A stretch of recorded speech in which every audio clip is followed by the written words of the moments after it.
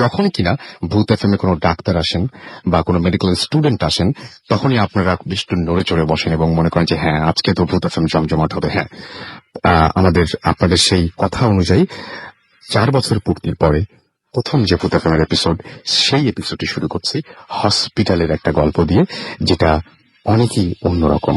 চলুন শুনে আসি। আমরা চলে যাচ্ছি পাপড়ির কাছে। পাপড়ি, আপনাকে অনেক ধন্যবাদ আমাদের স্টুডিওতে আসার জন্য। আমরা এখন ঘটনায় চলে যাই। থ্যাংক ইউ রাসেল ভাই, এগেইন হ্যাপি বার্থডে টু ভূত এফএম, যদিও আমরা আগে সেলিব্রেট করে ফেলেছি।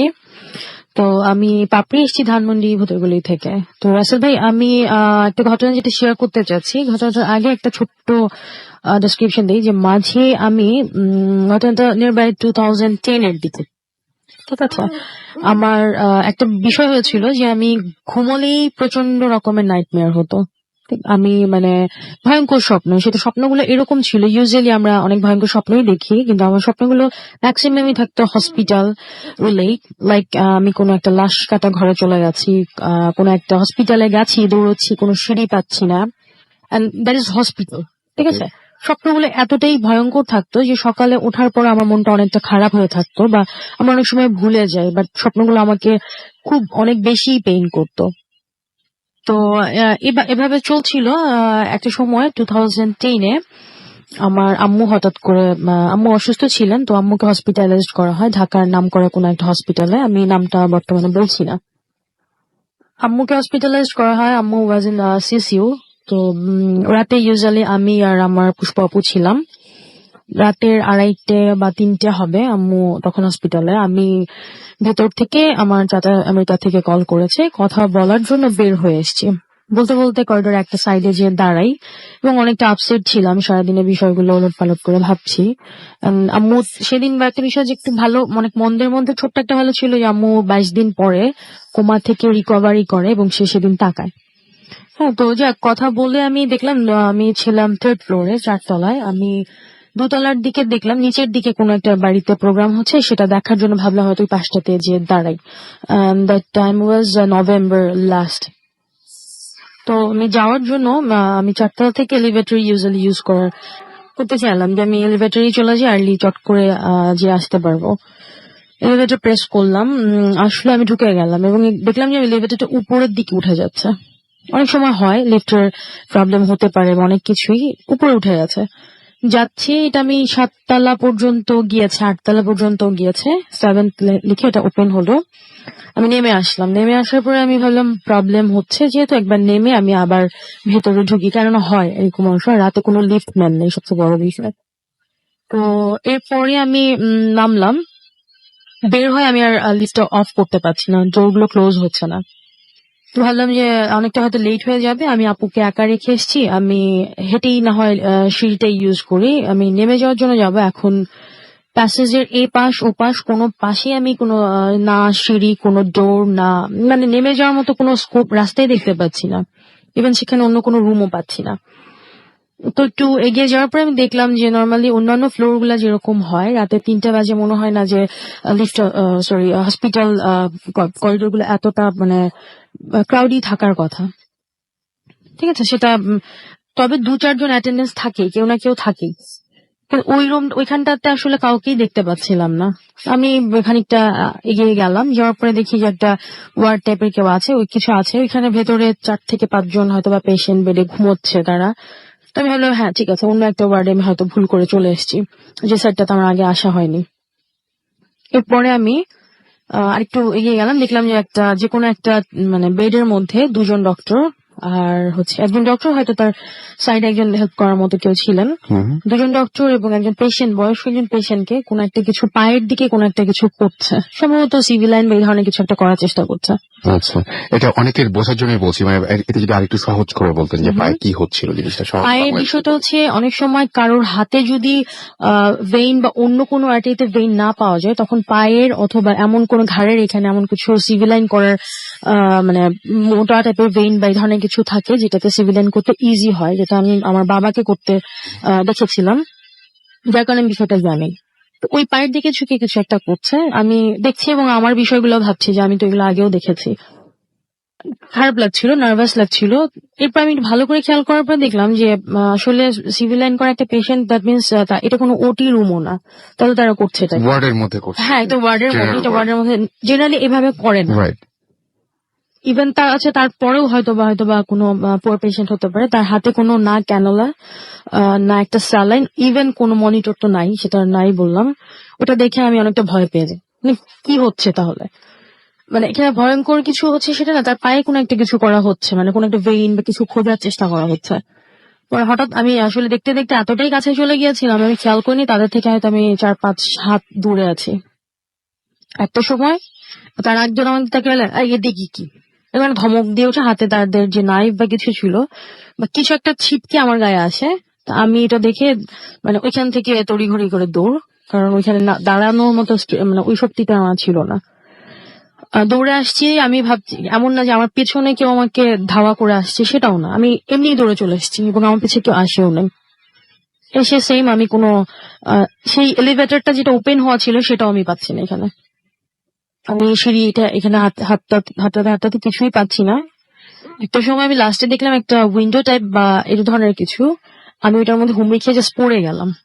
পড়ে যাওয়ার পরে মানে আপনি লিফট থেকে বেরিয়ে যখন মানে আপনি যখন ওই রুম থেকে বেরোলেন তখন আপনি আর লিফট থেকে বেরোনোর পর আপনি কোনো সিঁড়ি টিড়ি বা কোনো কিছু দেখলেন না? না, সিঁড়ি তো পাইনি, যার কারণে আমি সিঁড়িটা দেখার জন্য আমি একটু এগিয়ে গিয়েছিলাম যে সিঁড়ি বা কিছু অবশ্যই থাকবে। কিছু থাকবে হ্যাঁ, ডেফিনেটলি। বাট যেহেতু লিফটটা তখন আপনার মানে হ্যাং করেছিল, সামহাউ ডোর গুলো ক্লোজ হচ্ছিল, আমার নিচে যাওয়ার কোনো স্কোপ নেই, যেহেতু আমি মিসিং করে উপরেও চলে এসেছি। এরপর যাই হোক, আমি উইন্ডোটা পড়ে যাওয়ার পরে আমি দেখলাম যে লিফটের ডোর গুলো ক্লোজ হয়ে গেছে। আচ্ছা। ঠিক আছে, মানে এতটা ভুল হওয়ার মনে হয় না কিছু ছিল। তারপরেও দেখলাম লিফটের ডোরটা ক্লোজ হয়ে গেছে, আর লিফটের যে লাইট গুলো থাকে পিটপিট করে জ্বলতে জ্বলতে পুরোটা জ্বললো, পুরো লাইট গুলো জ্বলে উঠলো। তো আমি এখানে ঝিম ধরে দাঁড়িয়ে থাকার মতো আমি ছিলাম। সিঁড়ি নামলো, লিফট থামলো 3rd ফ্লোরে, 4 তলায় থেমে গেল। বাইরে দাঁড়িয়ে দেখি দুইজন, একজন হাতে প্রেসক্রিপশন হাতে, অন্যজন ফ্লাক্স হাতে দাঁড়িয়ে আছে, যে আমাকে ধমক দিচ্ছে, আপনি কি পাইছেন, হ্যাঁ এতক্ষণ ধরে একবার 5 তলা 6 তলা যাচ্ছেন, আবার নামছেন। তো আমি সরি বলে বের হয়ে আসছি, আসলে আমার বলার মতো কিছু ছিল না। বের হয়ে আমি আপুকে ভিতর থেকে আসার জন্য ফোন দিলাম। আপু আসলো, আসার পরে আমাকে মানে আমি তাকে বোঝালাম যে আমি খুব মানে আমাকে দেখে সে বুঝতে পেরেছে যে আমি খুব হাঁপিয়ে গেছি বা কোনো কারণে সিক ফিল করছি। পানি টানি খাওয়ার পরে আপু আমায় মানে ধরে বললো যে, তখন বললো যে কি হয়েছিল ব্যাপারে এক্স্যাক্টলি। আমি তাকে বললাম যে আপু দেখো, এই বিষয় যে ঘটনাগুলো হয়েছে আমি আবার তাকে রিপিট করলাম। আপু আমার মাথায় হাত দিয়ে বললো যে আসলে ব্যাপারটা ছেড়ে দেয় গুলো, কারণ সারাদিন তোমার ব্রেইন থেকে স্ট্রেস থেকে জিনিসটা হয়েছে। তো আমি কিছু বলতে পারছিলাম না, আমিও তখন চুপ। হতে পারে আমি আসলে এতটা ভুল এখন আপুকে বোঝানোর মতো শক্তিটা আমার নাই। এরপরে পেছনে একজন ওই হসপিটালে একজন বুয়া ছিলেন, উনি আসলো যে কি হয়েছে, তা বললে আরে কিছু না, ভয় পাইছে বা লিফট কাজ করছে না, হেঁটে যে হাঁপিয়ে গেছে।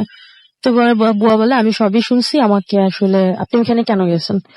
তো আমি বললাম বুয়া তুমি, আর একটা জিনিস হচ্ছে এই বুয়াটা এরকম হসপিটালের প্রতিটা হসপিটাল আসলে 55 বা 50 অ্যাবভ কোনো বুয়া থাকে না। ঠিক আছে, এই বুয়াটা অনেক এজ এবং উনি ছিল, যেমন না যে উনি মানে এক্সিস্ট কিছু না সেটা না, উনি ছিল অনেকদিন, কারণ ওনার এক্সপিরিয়েন্সের জন্য শুধুমাত্র নাইট শিফট ওনাকে রাখা হতো। আচ্ছা। এবং সিসি বা আইসিতে ওনার ডিউটিটা থাকতো ইউজুয়ালি। তিনি বললো যে আপনি ওইখানে ওই সাইডে কেন গেছেন। তো আমি বললাম কেন, বলছে আপনি আসেন এই পাশে। টেনে নিয়ে গেল আমাকে, আপুকেও নিয়ে গেল। নিয়ে যাওয়ার পরে যেটা দেখলো যে ওই পাশে আসলে কোনো সিঁড়ি তো নাই, এলিভেটরও নাই ওই পাশে। ঠিক আছে, তো ওখানে একটা দরজা মতো আছে যেটাতে তার পুরনো হয়তো বা হুইল চেয়ার, বেড, এই ধরনের জিনিসগুলো রেখে দিয়েছে, এবং একটা সময় সেটা ইউজ হতো, তাদের একটা প্যাসেজ দিয়ে একটা প্যাসেজ যাওয়া যেত। ওখানে সিঁড়ি লিফট নাই না, লিফট এখানে ওই আমি হসপিটালটা আপনাকে অফ ইয়ারে বলেছি, আমি আসলে বলতে পারছি না, ওখানে গেলেও দেখা যাবে ওখানে কোনো লিফট নাই। লিফট নাই। তো আপনি কোথায় চললেন, কাদের সাথে দেখা হলো, কোন মানুষগুলো ছিল, এটা খুবই একটা অদ্ভুত টাইপের। তারপরে যেটা সবটাই একটা ঘোরের মধ্যে ছিলাম, ওটা আমাকে যখন ফাইনালি বললো যে এই পাশটাতে যাওয়ার দরকার নেই, পাশটাতে অনেক সময় প্রবলেম হয়, অনেকে অন্ধকারী সাইড, আপনি আপনার ওড়নাটা সরাই ফেলেন আর গেঞ্জিটা চেঞ্জ করে অন্য কিছু পরান। এবং খুব অদ্ভুত ব্যাপার যে আপনার হ্যাঁ। ওইখান থেকে যে ছিটকে এসে যে ব্লাডটা লেগেছিল আপনার টি শার্টে, রাইট, আমি বললাম আমার গায়ে কিছু একটা এসছে, আমি তখন কিন্তু খেয়াল করি, আপু ব্যাপারটা হয়তো নোটিস করতে পারেনি।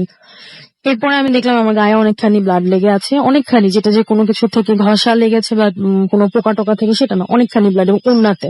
এবং ছিটকে এসে ব্লাডটা লেগেছে। এক্স্যাক্টলি, আমাকে যে বলে এখানে কি, এটা বলার সাথে আমি বললাম যে সামথিং থ্রোন টু মি, আমার দিকে কিছু একটা থ্রো হয়েছিল। ওই যে ওপরে আমি একটু মনে করিয়ে দিই যে যখন উনি ওপরে গিয়েছিলেন এবং ওয়ার্ডে দেখছিলেন যে একটা পেশেন্ট কিনে কয়েকজন ডাক্তার ব্যস্ত, এবং যখন ডাক্তারটা আপনাকে বললো যে এখানে কি, ঠিক সেই সময় ছিটকে এসে কিছু আপনার গায়ে লাগে এক্স্যাক্টলি, এবং এটা ব্লাড ছিল।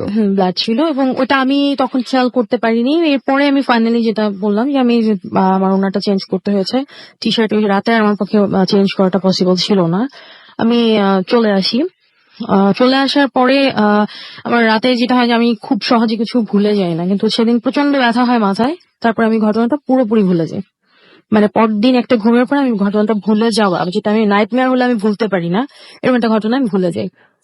এর অনেক দিন পরে, প্রায় 1 বছর পরে ঘটনাটা আমার রিয়েলাইজেশন আসে, এবং আমি তখন প্রায় 1 বছর পরে, আফটার মাই ডেথ অফ মম, আমার আম্মা মারা যাওয়ার পরে জিনিসটা আমার রিয়েলাইজেশন আসে, এবং সেই জাস্ট ঘটে গেছে একটা ঘটনা, সেই ভয়টা আমার মধ্যে চলে আসে।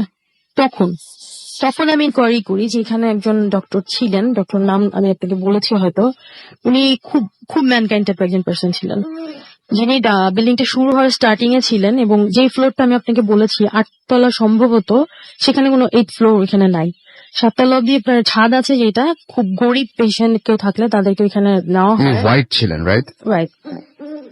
উনি বাইরে থেকে আসে, নরওয়ে থেকে এসেছিলেন উনি, বাট বাঙালিকে অনেক হেল্প করেছে। বাট যখন দেখতো যে পেশেন্টটা খুব ক্রিটিক্যাল এবং বাঁচবে না, বাট সার্ভাইভ করবে, অনেক কষ্ট পাবে, তখন উনি সামহাউ তাকে কোনো একটা ইনজেকশন বা বডিতে এমন একটা কোনো কিছু ক্রিয়েট করতেন, যেটার কারণে তার ডেথটা খুব ইজি হয়। হ্যাঁ, এই জিনিসটা পরে ওনাকে, ওই ডক্টরটাকে, ডক্টর কোনো ক্লেম ছিল না, এটা যারা খুব তার ক্লোজে ছিল তারাই শুধু জানতো জিনিসটা। তো এটাকে আমি জেনেছি হসপিটালেরই একজন ডক্টরের কাছ থেকে, নট কোনো ওয়ার্ড বয় আয়া এরকম কিছু না, একদম স্টার্টিং এর ঘটনা এটা। তো এটাই বললাম যে স্বপ্নের সাথে যদি এরকম কিছু মিলে যায়, এন্ড সেটা যদি নিজের লাইফে এখানে হয়। খুবই অদ্ভুত সবচেয়ে বেশি ব্যাপারটা লেগেছে যে আপনি যদি পুরো জিনিসটা ঘোরের মধ্যেও দেখে থাকেন, প্রথম কথা হচ্ছে সেখানে যদি কোনো লিফট না থাকে, সে মানুষগুলোর সাথে যদি আপনি ঘোরের মধ্যেই দেখা করে থাকেন, সেই ওয়ার্ডেও যদি আপনি ঘোরের মধ্যেই পুরো জিনিসটা যদি আপনার মাথায় ঘটে থাকে, আপনি এর আগে এরপর একটা সাইকিয়াট্রিস্টের সাথে ব্যাপারটা নিয়ে মনে হয় আলোচনা করেছিলেন, এক্স্যাক্টলি, এবং তিনিও বলেছিলেন যে আর উনি যদি 1% বিলিভ করেন তাহলে সেটা একদম চরমভাবে বিশ্বাস করেন। যাই হোক, ব্যাপারটা এইখানেই যে আপনি তাহলে কোন একটা প্রমাণ সঙ্গে কিভাবে নিয়ে আসলেন, তাই না? আপনার যদি পুরোটা মাথার মধ্যেই ঘটে, তাহলে আপনার জামার গায়ে রক্ত লেগে থাকার কোনো কারণ ছিল না। একটা ঘটনা যদি আপনার পুরোপুরি মাথায় ঘটে, তাহলে সেইখান থেকে সেই যে আপনি হয়তো একটা ডিফারেন্ট লেভেলে গিয়েছিলেন বা একটা আলাদা ওয়ার্ল্ডে গিয়েছিলেন, ফাইন, বাট সেখান থেকে আপনি কিছু একটা নিয়ে ফিরেছেন ফেরার সময়, সেইটা খুব অদ্ভুত ব্যাপার। লিফটের একটা বিষয় আমি যে সাইকিয়াট্রিস্টের সাথে কথা বলেছিলাম, তো উনি আমায় বলেছিল যে এখন লিফট হচ্ছে এমন একটা প্ল্যাটফর্ম যেখানে তুমি উপরে আছো ঠিক, বাট তুমি জানছো যে তুমি উপরে যাবে হয় নিচে যাবে, যখন তোমার মনিটরটা তোমাকে শো করছে, ইন্ডিকেটর তোমার শো করছে যে now you are on this platform, ঠিক আছে, এটা হয় তুমি উপরে যাচ্ছ নয় তুমি নিচে যাচ্ছ, আদৌ ওইটুকু সময় তুমি কোথায় বা কি করেছো, এটা কিন্তু খুব আমাদের সায়েন্সের খুব ইজি একটা জিনিস, যে চট করে আমরা এলিভেটরে চললেই উঠে যাচ্ছি, নিচে নেমে যাচ্ছি। বাট উনি আমাকে জিনিসটা খুব আসলে মজা করে বলেছিল, বাট উনি বলেছিল এটা খুব ভয়ঙ্কর একটা সত্যি। অনেক ঘটনাগুলো লিফটের একটা জিনিস যে অনেক বড় বড় আপনার অর্গানাইজেশন, ইনস্টিটিউশন, অনেক জায়গায় অনেক সিকিউরিটি দেয়, লিফটের বিষয়টাতে ঘটনাগুলো কিন্তু খুব অস্বাভাবিক হয়, অনেকে বলে কার্ডিয়াক অ্যারেস্ট হয়ে লিফটে দম বন্ধ হয়ে মারা যায়, অনেক কিছু হয়, বাট আলটিমেটলি তার সলিউশনটা কি, সায়েন্স দিয়ে ব্যাখ্যা করলে অনেক কিছুই পাওয়া যায়। ঠিক আছে, এইটা হচ্ছে আমার যে স্যারের সাথে আমি কথা বলেছিলাম, উনি এটা আমায় বলেছিল সাইকিয়াট্রিস্টের মুখ থেকে। আমার মুভিটার নাম মনে পড়ছে না, একটা মুভি ছিল এরকম যে লিফটের মধ্যে একে একে মানুষ মরতে থাকে। আমার কাছে আমার কলিগসরা জানেন যে আমি এই সমস্ত কারণেই লিফটে একা উঠতে ভয় পাই, খুবই ভয় পাই। তার মধ্যে প্রথম যে কারণটা সেটা হচ্ছে যে লিফটে আমি একা থাকলে আমার কাছে মনে হয় যে না, আমি কোনোভাবেই সেফ না, এবং আমার প্রথম যে ভয়টার কারণ লিফটটা আটকে গেলে কি হবে, এটা হচ্ছে খুব নর্মাল একটা কারণ। আর যেটা অদ্ভুত কারণ, আমার সবসময় লিফটের বাটন প্রেস করার মধ্যে পরে মনে হয় যেটা যে সেটা যদি লিফট ফলো না করে এবং আমি যদি কোনো একটা আজব একটা ফ্লোরে চলে আসি, যে ফ্লোরটা আমার কাছে সম্পূর্ণ অপরিচিত, এবং প্রত্যেকবার লিফটের দরজা খোলার সময় আমার মনে হয় যে আমি কোনো একটা আজব ফ্লোরে হয়তো চলে আসব এবং খুব অপরিচিত কোনো একজনের সাথে আমার দেখা হয়ে যাবে। সো লিফট নিয়ে এই ভয়টা তো আছে, আর সেটা যদি হসপিটালের লিফট হয় তাহলে তো কোনো কথাই নাই। যাই হোক, আমার মনে হয় যে আপনারা অনেক এনজয় করেছেন। দেখি কি অবস্থা। হ্যাঁ, SMS পেয়েছি, আমাদেরকে সাইন SMS করেছেন, জিকো SMS করেছেন। ঘটনা কেমন লাগলো সেটা চাইতে সবাই আগে উইশ করছেন অনেক। ভূত এফএম 4 বছর পূরণ করছে। সঞ্জিদা ময়মনসিং থেকে আমাদের উইশ করেছেন। আমাদের সৈকত SMS করেছেন, লিখেছেন আই লাভ ভূত এফএম। আমাদেরকে বিজয় ময়মনসিং থেকে SMS করেছেন, লিখেছেন তিনি বার্থডে উইশ করেছেন।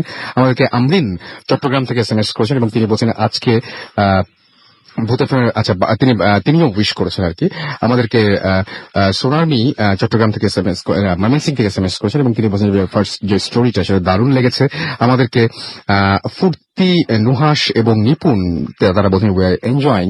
আমাদেরকে অ্যানা SMS করেছেন এবং তিনি বলছেন নিউ ফ্রেন্ড, মানে অর্থাৎ আমাদের সাথে নতুন আজকে জয়েন করলেন। ওয়েলকাম টু ভূত এফএম, এবং আশা করছি এখন থেকে রেগুলার আপনাকে পেয়ে যাবো। পিয়াসা আমাদের SMS করেছেন মুন্সিগঞ্জ থেকে এবং ফার্স্ট গল্পটি তার কাছে ভালো লেগেছে। আশিক আমাদেরকে SMS করেছেন রাইফেলস পাবলিক কলেজ থেকে এবং তিনি এবং তার বন্ধু তামিম লাইট অফ করে ভূত এফএম শুনছেন। আমাদেরকে রায়হান হৃদয় মুক্তাগাছা থেকে SMS করেছেন সাগর SMS করেছেন আমাদেরকে হাজারিবাগ থেকে আবরার। এছাড়াও খুলনা থেকে আমাদের আনোয়ার এবং তার ওয়াইফ ফ্রিন SMS করেছেন। ম্যাক্সিমাম SMS এই ভূত এফএম এর জন্য অনেক অনেক শুভকামনা সবার। কবির আমাদের SMS করেছেন, আমাদেরকে SMS করেছেন জিহাদ। এছাড়াও আমাদেরকে SMS করেছেন দেখতে পাচ্ছি সালমান। আনামুল আমাদের SMS করেছেন আমাদেরকে শাওন শিকদার। এছাড়াও গোলাম রাব্বি আমাদের SMS করেছেন আমাদেরকে কবির। এছাড়াও আমাদেরকে তৌফিক SMS করেছেন আমাদেরকে প্রীতি। এছাড়াও রৌফ আমাদের SMS করেছেন আমাদেরকে মমো সহ আরো অনেকে। আপনি যদি SMS করতে চান মোবাইলের মেসেজ অপশনে গিয়ে টাইপ করুন ফুর্তি FORTI ফুর্তি, স্পেস দিয়ে লিখুন আপনার নাম, স্পেস দিয়ে আপনার মেসেজ পাঠিয়ে দিন 9840 নাম্বারে। ঠিক একইভাবে অনেকগুলো আমাদের ফেসবুকে যে পেজটা রয়েছে সেখানে দেখছি অনেকগুলো কমেন্ট দেখতে পাচ্ছি। এন্ড তারা লিখছেন যে অনেকেই লিখছেন যে আমি একা ভূত এফএম শুনে ভয়ে ভয়ে রাত কাটে, এরকম টাইপের কথা লিখেছেন আমাদেরকে মুহিব উল্লাহ। এছাড়াও সানি বিশ্বাস আমাদেরকে SMS করেছেন। এছাড়া আমাদেরকে SMS না এখানে কমেন্ট করেছেন, আরো অনেকে কমেন্ট করেছেন। আপনি যদি চলে যেতে চান আমাদের ফেসবুক ফ্যান পেজে তাহলে চলে যান www.facebook.com/radio.furti। আমাদেরকে পাভেল আহমেদ এখানে লিখেছেন আই লাইক ভূত এফএম। এছাড়াও আমাদেরকে DNX সোহাগ লিখেছেন যে তার SMSটা পড়তে। এছাড়াও আমাদেরকে মেহেদি হাসান শুভ এখানে লিখেছেন যে ভূত এফএম ভীতুদের জন্য না, না এটা ভূত এফএম সবার জন্যই। ভীতুরা মানে যিনি ভূত এফএম শুনবেন তিনি সাহসী। তিনি যদি খুব বেশি ভীতু হন তাহলে এই এরকম একটা ডিসিশন নিবেনই না যে ভূত এফএম শোনা যায়। আমাদেরকে এছাড়াও সবুজ খন্দকার লিখলেন যে ওয়েলকাম টু, আচ্ছা তিনি হচ্ছে আমাদের 4 বছর যে পূরণ করেছে সেজন্য তিনি ধন্যবাদ জানাচ্ছেন আমাদেরকে। আমি খুব অদ্ভুত ব্যাপার, আপনি লিখছেন যে 4th ইয়ার, আমি বললাম 40 বছর। আল্লাহ করুক যে ভূত এফএম 40 বছর পর্যন্ত বা তারও বেশি সময় পর্যন্ত ভূত এফএম চলুক। আমাদেরকে এছাড়াও লিখেছেন যে আমাদেরকে মেহেদি হাসান শুভ লিখেছেন যে আপুর স্টোরিটা ভালো লেগেছে।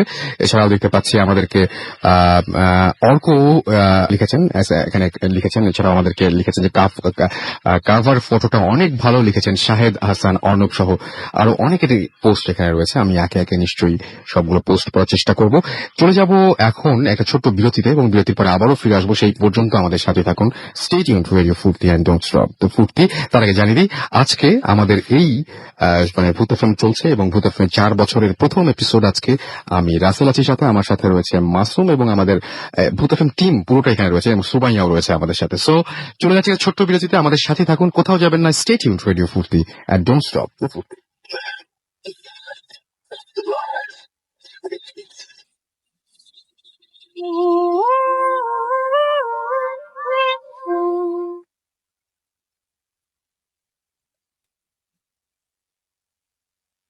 সবসময় রেডিও ফুর্তি, ঘড়িতে সময় রাত 12:28। আমি রাসেল আছি সাথে, আমার সাথে রয়েছে মাসুম এবং সুমাইয়া এবং আপনারা শুনছেন ভূত এফএম। আপনারা সবাই জানেন যে ভূত এফএম এখন আরো অনেক বেশি হন্টেড উইথ গ্রামীণ ফোন। আমরা একটু অন্যরকম। এবং আমরা সবসময় চাই আপনাদের সাথে নিয়ে বহু দূরের কথা হাঁটতে।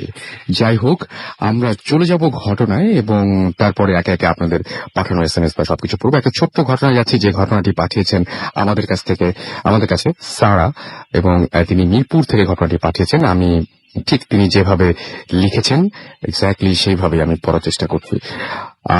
লিখছেন, ভাইয়া সালাম নেবেন। অনেকদিন যাবৎ ভূত এফএমে আমার জীবনে ঘটে যাওয়া অদ্ভুত সব এক্সপেরিয়েন্স শেয়ার করতে চেয়েছি, কিন্তু ব্যস্ততার কারণে হয়ে ওঠেনি। আজকে আমার লাইফের রিসেন্টলি ঘটে যাওয়া একটা ঘটনা আপনাদের সাথে শেয়ার করতে যাচ্ছি। আমার বাবা রংপুরে একটি প্রাইভেট কোম্পানিতে জব করতেন। ওখানে বাবা একাই থাকতেন। আমার ছোট ভাই এবং আমার স্টাডির সুবিধার জন্য আমার মা আমাদের নিয়ে ঢাকায় থাকেন। এবার ঈদে আমরা ঈদ করতে রংপুরে যাই বাবার কাছে। আমার বাবা যে বাসাটায় থাকেন সেটা 3 তলা একটা পুরনো বাসা, এবং সেটা একটা বিশাল বিল্ডিং। 3rd ফ্লোরে বাবা একাই থাকেন, 2nd ফ্লোরে বাবার অফিস, এন্ড 1st ফ্লোরে অফিসের সমস্ত মালপত্র রাখার গোডাউন। বাসার ঢোকার সাথে সাথেই আমার কেমন যেন একটা অস্বস্তি হয়। তবুও নিজের মনকে বুঝিয়ে চুপচাপ থাকি, এবং রাত্রিবেলায় আমি আমার ছোট ভাইকে যখন ঘুমানোর জন্য যখন বিছানায় যেতাম, আমি এবং আমার ছোট ভাই যখন যেতাম, তখন মাঝে মাঝেই হঠাৎ করে রুমের দরজা খুলে যেত। রুমে এসি ছিল, এবং সে কারণে দরজা সবসময় লক করে রাখতাম। তাই এভাবে একটা বন্ধ দরজা খোলার ব্যাপারটা মোটেও আমি সহজভাবে নিতে পারতাম না। রুমে আমার ভাই এবং আমি ছাড়া অন্য কারো উপস্থিতি আমি স্পষ্ট অনুভব করতে থাকি। একটি রাতে আমি জাস্ট ভয়ে ঘুমোতে পারতাম না। যাই হোক, কোনো মতে এসব সহ্য করতে করতে অবশেষে 7 তারিখ সকালে আমরা ঢাকার উদ্দেশ্যে রওনা দিলাম। মনে মনে শান্তি পেলাম যে আজ অভিশপ্ত বাসা থেকে মুক্তি পেলাম। পথে আমাদের বাসটি একটা হাইওয়ে রেস্টুরেন্টের সামনে খাবার জন্য বিরতি দেয়। এই রোডে চলাচলকারী প্রত্যেকটি মানুষ এই রেস্টুরেন্ট এক নামে চেনে। এখানেই আমি লাঞ্চ শেষ করে ফ্রেশ হবার জন্য রেস্টুরেন্টের ওয়াশরুমে গেলাম, এবং আমি ছাড়া ওয়াশরুমে আর একটি মাত্র মহিলা ছিল। বাকি সবাই অলমোস্ট বাসে উঠে গেছে। আমি বাথরুম থেকে বের হয়ে দেখলাম ওই মহিলাটিও চলে গেছে। যাই হোক, আমি তাড়াহুড়ো করে হাত মুখ ধুচ্ছিলাম, কারণ আমার বাস এখনই ছেড়ে দিবে এবং এখনই যেতে হবে। হঠাৎ করে আমার চোখ পড়ল মিররে। দেখি আমার পেছনে একটি কালো মহিলা দাঁড়িয়ে আছে। তার মুখ অর্ধেক ঢাকা ছিল শরীরের আঁচল দিয়ে। আমি অবাক হয়ে পেছনে ঘুরলাম। মহিলাটি আমার থেকে একটা হাত দূরে। সে আমার দিকে তাকিয়ে তার হাত বাড়িয়ে দিল, এবং তার হাতে আমার একটি বলল, আপা, এটা মনে হয় আপনার। আমি নিজের ব্রেসলেট চিন্তা করে মহিলাটির হাত থেকে ব্রেসলেটটা নিয়ে ওনাকে বলি যে হ্যাঁ, এটা আমার, ধন্যবাদ। এদিকে আমার বাস ছেড়ে দিবে এমন অবস্থা। আমার ফ্যামিলির সবাই আমাকে খুঁজছে এবং তারা খুঁজে পাচ্ছে না। আমি মহিলার সাথে আর কথা না বলে দৌড়ে বাসে গিয়ে উঠি, এবং 1 মিনিট লেট করলেও হয়তো আমার বাসটা আমি মিস করতাম। বাসে বসার পর আমি ব্রেসলেটটা হাতে, আমার কেমন অস্বস্তি হতে থাকে এবং আমার হাত ফুলে যায় আর ব্যথা করতে শুরু করে। ব্রেসলেটটার দিকে তাকানোর পর হঠাৎ আমার সারা শরীর কেঁপে ওঠে, শরীরের সমস্ত লোম দাঁড়িয়ে যায়। আমার মনে পড়ে যে রওনা দেবার সময়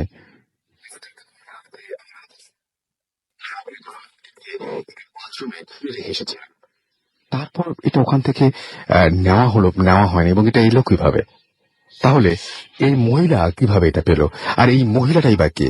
এর কোনো উত্তর আমি মেলাতে পারছিলাম না। ভয়ে আমি সাথে সাথে হাত থেকে ব্রেসলেটটা খুলে বাসের জানালা দিয়ে ছুঁড়ে ফেলে দিলাম। সন্ধ্যায় আমি ঢাকার বাসায় পৌঁছালাম। লং জার্নি করে অনেক টায়ার্ড হয়ে গিয়েছিলাম, তাই ফ্রেশ না হয়ে আমি বিছানায় একটু রেস্ট নিচ্ছিলাম আর ভাবছিলাম আজকের ঘটনাটা। কোনোভাবেই আমি মেলাতে পারছিলাম না কোনো উত্তর। খুব অস্বস্তি লাগছিল, তাই এটা নিয়ে না ভেবে শাওয়ার নিতে বাথরুমে ঢুকলাম। মুখ ধোবার জন্য ফেস ওয়াশ নিতে গেলাম, এবং আর ঠিক তখনই আমার চোখে পড়ল যে সেই ব্রেসলেটটি আমি রংপুরের বাসার ওয়াশরুমে ভুলে রেখে এসেছিলাম, যেই ব্রেসলেটটি নিজ হাতে আমি বাসের জানলা দিয়ে ছুঁড়ে ফেলে দিয়েছিলাম। এটা এখন আমার সামনে ঠিক বেসিক।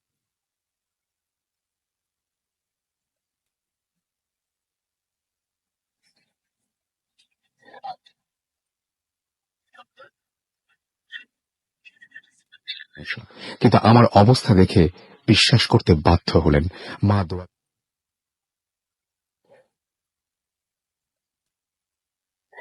প্রচন্ড জ্বর। এটা 7 তারিখের ঘটনা, আজকে 9 তারিখ। বিশ্বাস করবেন কিনা জানি না, আমি এখনো আমার 100 ওপরে জ্বর নিয়ে বিছানায় শুয়ে আছি এবং মেলটা লিখছি। এর আগেও আমার জীবনে অনেক প্যারানর্মাল ঘটনা ঘটেছে, তা না হয় অন্য কোনো দিন শেয়ার করব, কিন্তু এই ঘটনার রহস্য আমি কিছুতেই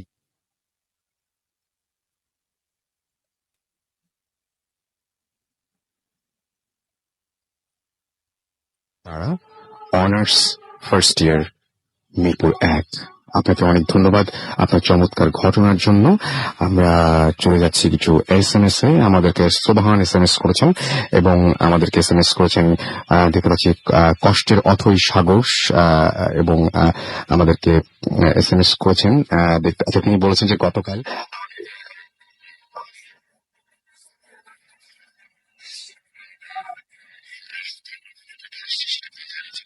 মিল্টন নরসিংদী দাসপাড়া থেকে লিখছেন, রাসেল ভাই আচ্ছা, তিনি তার একটা কুকুর ছিল, সেটা হারিয়ে গেছে এবং তিনি সবার কাছে দোয়া চেয়েছেন, অনেক পছন্দের একটা কুকুর তার।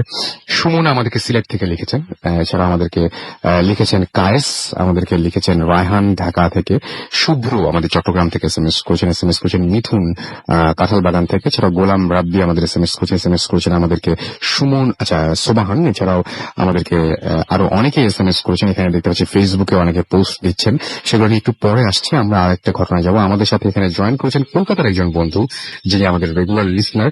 আমরা সরাসরি তার কাছে যাব এবং তার একটা চমৎকার ঘটনা আছে, যে ঘটনাটা আমরা আজকে শুনবো। আমরা চলে যাচ্ছি তার কাছে। হ্যাঁ, থ্যাংক ইউ রাসেল ভাই। আমার নাম বিশ্বজিৎ, আমি নিয়মিত ভূত এফএম শুনি, আর ওখানে নেটে স্ট্রিম করে শুনতে হয়। তো আমি এখন ঢাকায় এসেছি, তো সেই জন্য ভাবলাম আমার গল্পটা আমি শেয়ার করবো আর কি আপনার সাথে এসে। আমরা যেটা জানি সেটা হচ্ছে যে মানুষ মরে ভূত হয়, সবাই তো মরে ভূত হয় না, কখনো অতৃপ্ত আত্মা, কোনো অতৃপ্ত ইচ্ছে থাকে, কারোর মধ্যে থাকে প্রতিশোধ স্পৃহা। তো আমি যে গল্পটা বলতে যাচ্ছি সেটা আমার নিজের জীবনের ঘটনা, ছোটবেলার ঘটনা, এবং এখান থেকে আমরা দেখছি কিভাবে প্রতিশোধ স্পৃহা থেকে নিয়ে বা মারা যাবার পর সে যখন জানছে তার মৃত্যুর কারণ, সে কিভাবে সে ফিরে আসছে এবং সে তার প্রতিশোধ চরিতার্থ করছে। এটা আমি তখন মনে আছে, আমি তখন ক্লাস 7-এ পড়ি। পরীক্ষা হয়ে গেছে, গ্রীষ্মকাল, গরমের ছুটিতে আমরা বীরভূমে চলে যেতাম। সেখানে আমার কাকার বাড়ি আছে, সেখানে গ্রামের মধ্যে। সেখানে আমার ছোট ভাইরা আছে এবং সেখানে আমরা অনেক সময় কাটাতাম, প্রতি বছরই যেতাম। ওই বাড়িটা ছিল হচ্ছে বড় রাস্তা থেকে, মেন রোড থেকে একটু ভিতরের দিকে একটা ছোট মেঠো পথ দিয়ে যেতে হয়, এবং সেখানে তাদের বাগান, বাড়ি ইত্যাদি সবকিছুই রয়েছে। আমরা খেলতাম কাছাকাছি একটা আম বাগানে, যেটাকে আমরা বলতাম যে হরিদার আম বাগান। প্রচুর আম গাছ থাকতো।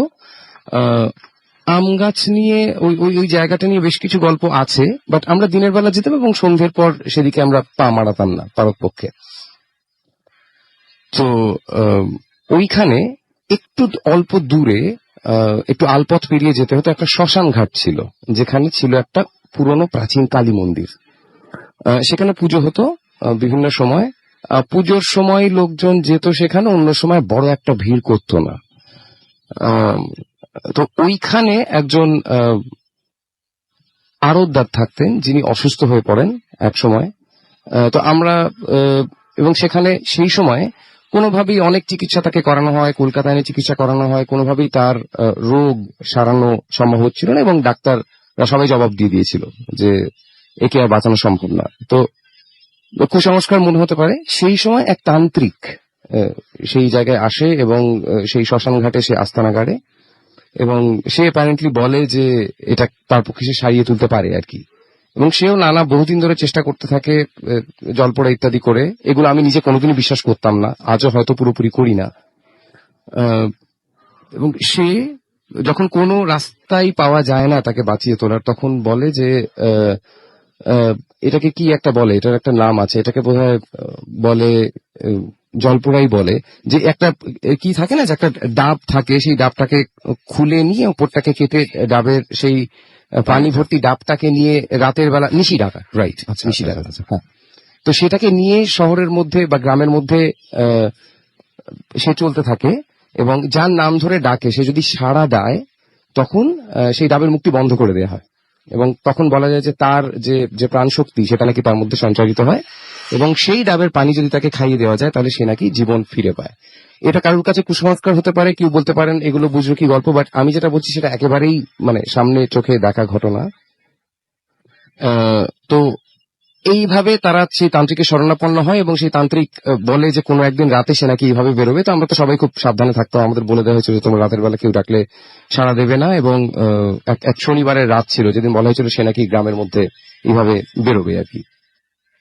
তো সেদিন রাত 10টা থেকেই আমরা নর্মালি 11টা 11:30টায় শুতে যেতাম, দেখছি ঘুমে চোখ ভারী হয়ে আসছে, বা আমরা মনে হলো যেন অন্য দিনে চলে একটু তাড়াতাড়ি ঘুম পেয়ে যাচ্ছে, এবং আমরা সবাই এটা অনুভব করি আর কি। তো আমার কাকিমা যিনি ছিলেন তিনি বললেন যে এর একটা ওষুধ আছে, তিনি ওই মানে লাল মরিচ আর কি, উনি সেটাকে চাটুতে দিয়ে পুড়িয়ে এমন একটা গন্ধ টন্ধ তৈরি করে যাতে আমাদের ঘুম টুম দেরি করে আসে বা না আসে, যাতে ঘুমিয়ে না পড়ি, কারণ ঘুমের মধ্যেই মানুষ এইসব ডাকে সাড়া দেয় বা ইত্যাদি এই ধরনের বিষয়গুলো ঘটে আর কি। তো সেই রাতে যথারীতি গভীর রাতে আমরা শুনতে পাই যে কেউ একজন আসছে এবং নাম ধরে ডাকছে, পাড়ার বিভিন্ন মানুষের নাম ধরে ডাকছে। আমাদের বাড়ির পাশ দিয়েও সে চলে যায়, আমার কাকার বাড়ির পাশ দিয়ে, এবং আমাদের কারোর নাম ধরে সে ডাকে না, বাট বিভিন্ন নামে আমরা তাকে ডাকতে শুনতে পাই। আমার যে ছোট ভাই সে সাহস করে ব্যালকনির দিকে যায় এবং দেখার চেষ্টা করে যে কি বৃত্তান্ত বা কাউকে দেখা যায়।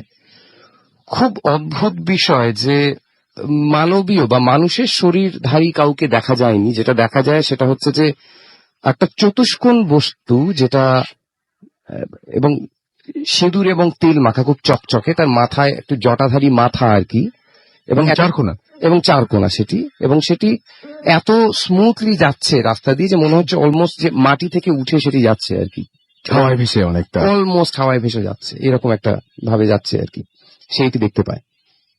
তো পরের দিন সকাল হয়, যথারীতি দিন শুরু হয়, কর্মব্যস্ত জীবন, মানুষ তার কাজ শুরু করে দেয়া যায়। পাশে আমাদের একটা মার্কেট ছিল, সেখানেও প্রচন্ড কিছুই খবর পেলাম না আমরা, কিছুই হয়নি আর কি, দেখা গেল যে।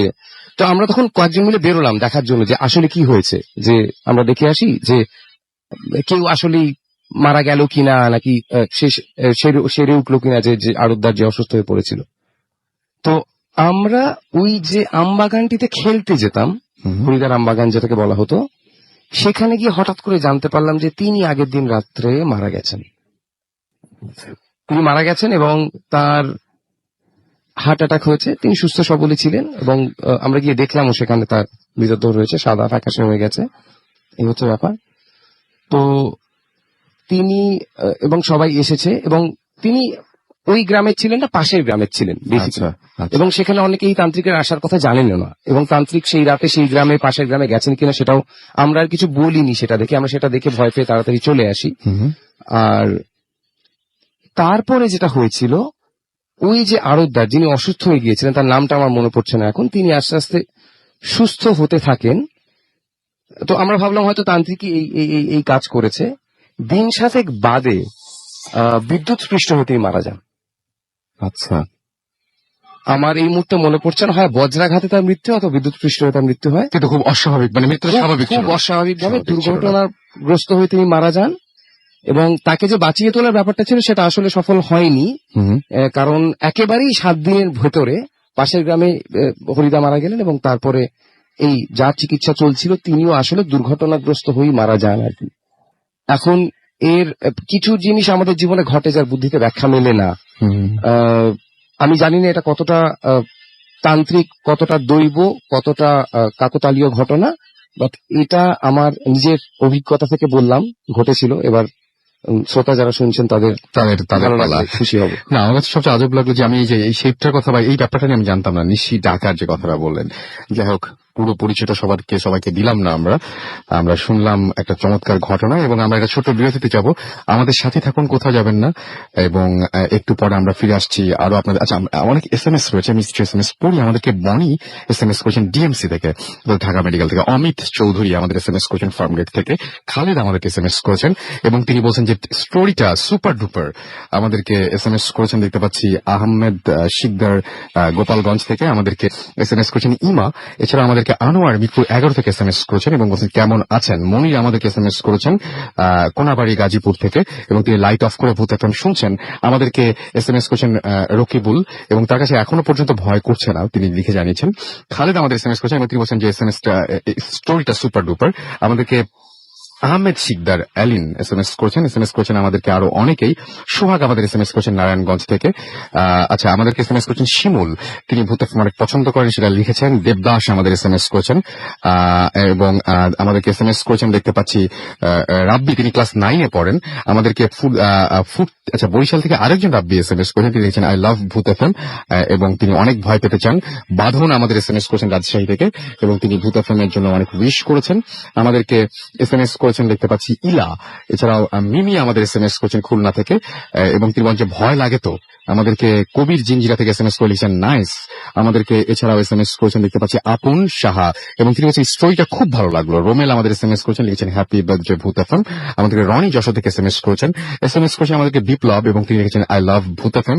বাঁধন রাজশাহী থেকে SMS করেছেন, তিনি ভূত FM এর জন্য উইশ করেছেন। ইশিকা আমাদের ফার্মগেট থেকে SMS করেছেন এবং তিনি বলছেন যে ভয় পেয়ে যাচ্ছি তো। আমাদেরকে শিপলু SMS করেছেন জিঞ্জিরা থেকে এবং তিনি বলছেন যে আচ্ছা, তিনি কি বলছেন এটা আমি পড়তে পারলাম না, তার আগে চলে গেল SMSটা। রায়হান আমাদের হরিয়ান রাজশাহী থেকে SMS করেছেন আমাদেরকে দেখতে পাচ্ছি আরো অনেকেই। আপনি যদি SMS করতে চান মোবাইলের মেসেজ অপশনে গিয়ে টাইপ করুন ফুর্তি FORT ফুর্তি, স্পেস দিয়ে লিখুন আপনার নাম, স্পেস দিয়ে আপনার মেসেজ পাঠিয়ে দিন 9840 নাম্বারে।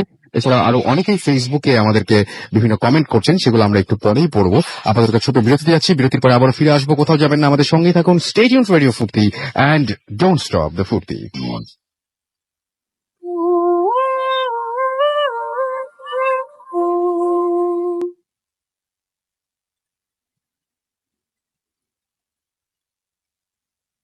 তোমার রেডিও ফুর্তি, আমি রাসেল আছির সাথে এবং এই মুহূর্তে ঘড়িতে সময় 12:51 এবং একটার পর একটা দারুণ দারুণ ঘটনা শুনছি আমরা।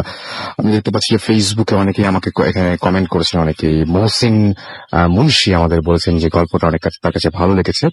আমাদেরকে মাসুদ রানা মুদান লিখেছেন যে ভূত FM অসম হয়। আমাদেরকে এছাড়াও দেখতে পাচ্ছি যে আমাদেরকে এখানে সুব্রত বিশ্বাস খলিলপুর থেকে তিনি শুনছেন, ফেসবুকে লিখেছেন। মোহাম্মদ তালুকদার আমাদেরকে লিখেছেন তার কাছে ঘটনাগুলো খুব আজগুবি লেগেছে, যদিও ফেসবুকে তিনি লিখেছেন। আমাদেরকে মিঠুন মৃধা SMS করেছেন, কমেন্ট করেছেন এখানে এবং তিনি বলছেন যে এই রাতটা বৃষ্টি হচ্ছে এবং ভূত FM মনে হয় ভয়ঙ্কর ভালো কাটবে, সেটাই তিনি বলছেন আমাদেরকে। এছাড়াও এখানে কমেন্ট করেছেন আরো অনেকেই দেখতে পাচ্ছি এবং আমাদেরকে দেখতে পাচ্ছি যে এখানে কমেন্ট করেছেন ভূত FM মাস্ট, তিনি বলছেন যে হরবল হবে আজকে। এছাড়াও কমেন্ট করেছেন দেখতে পাচ্ছি স্বরূপ সাহা এবং তিনি বলছেন আজকে আশা করি যে আজকেও ভালো হবে। আমাদেরকে এছাড়াও কমেন্ট করেছেন এখানে দেখতে পাচ্ছি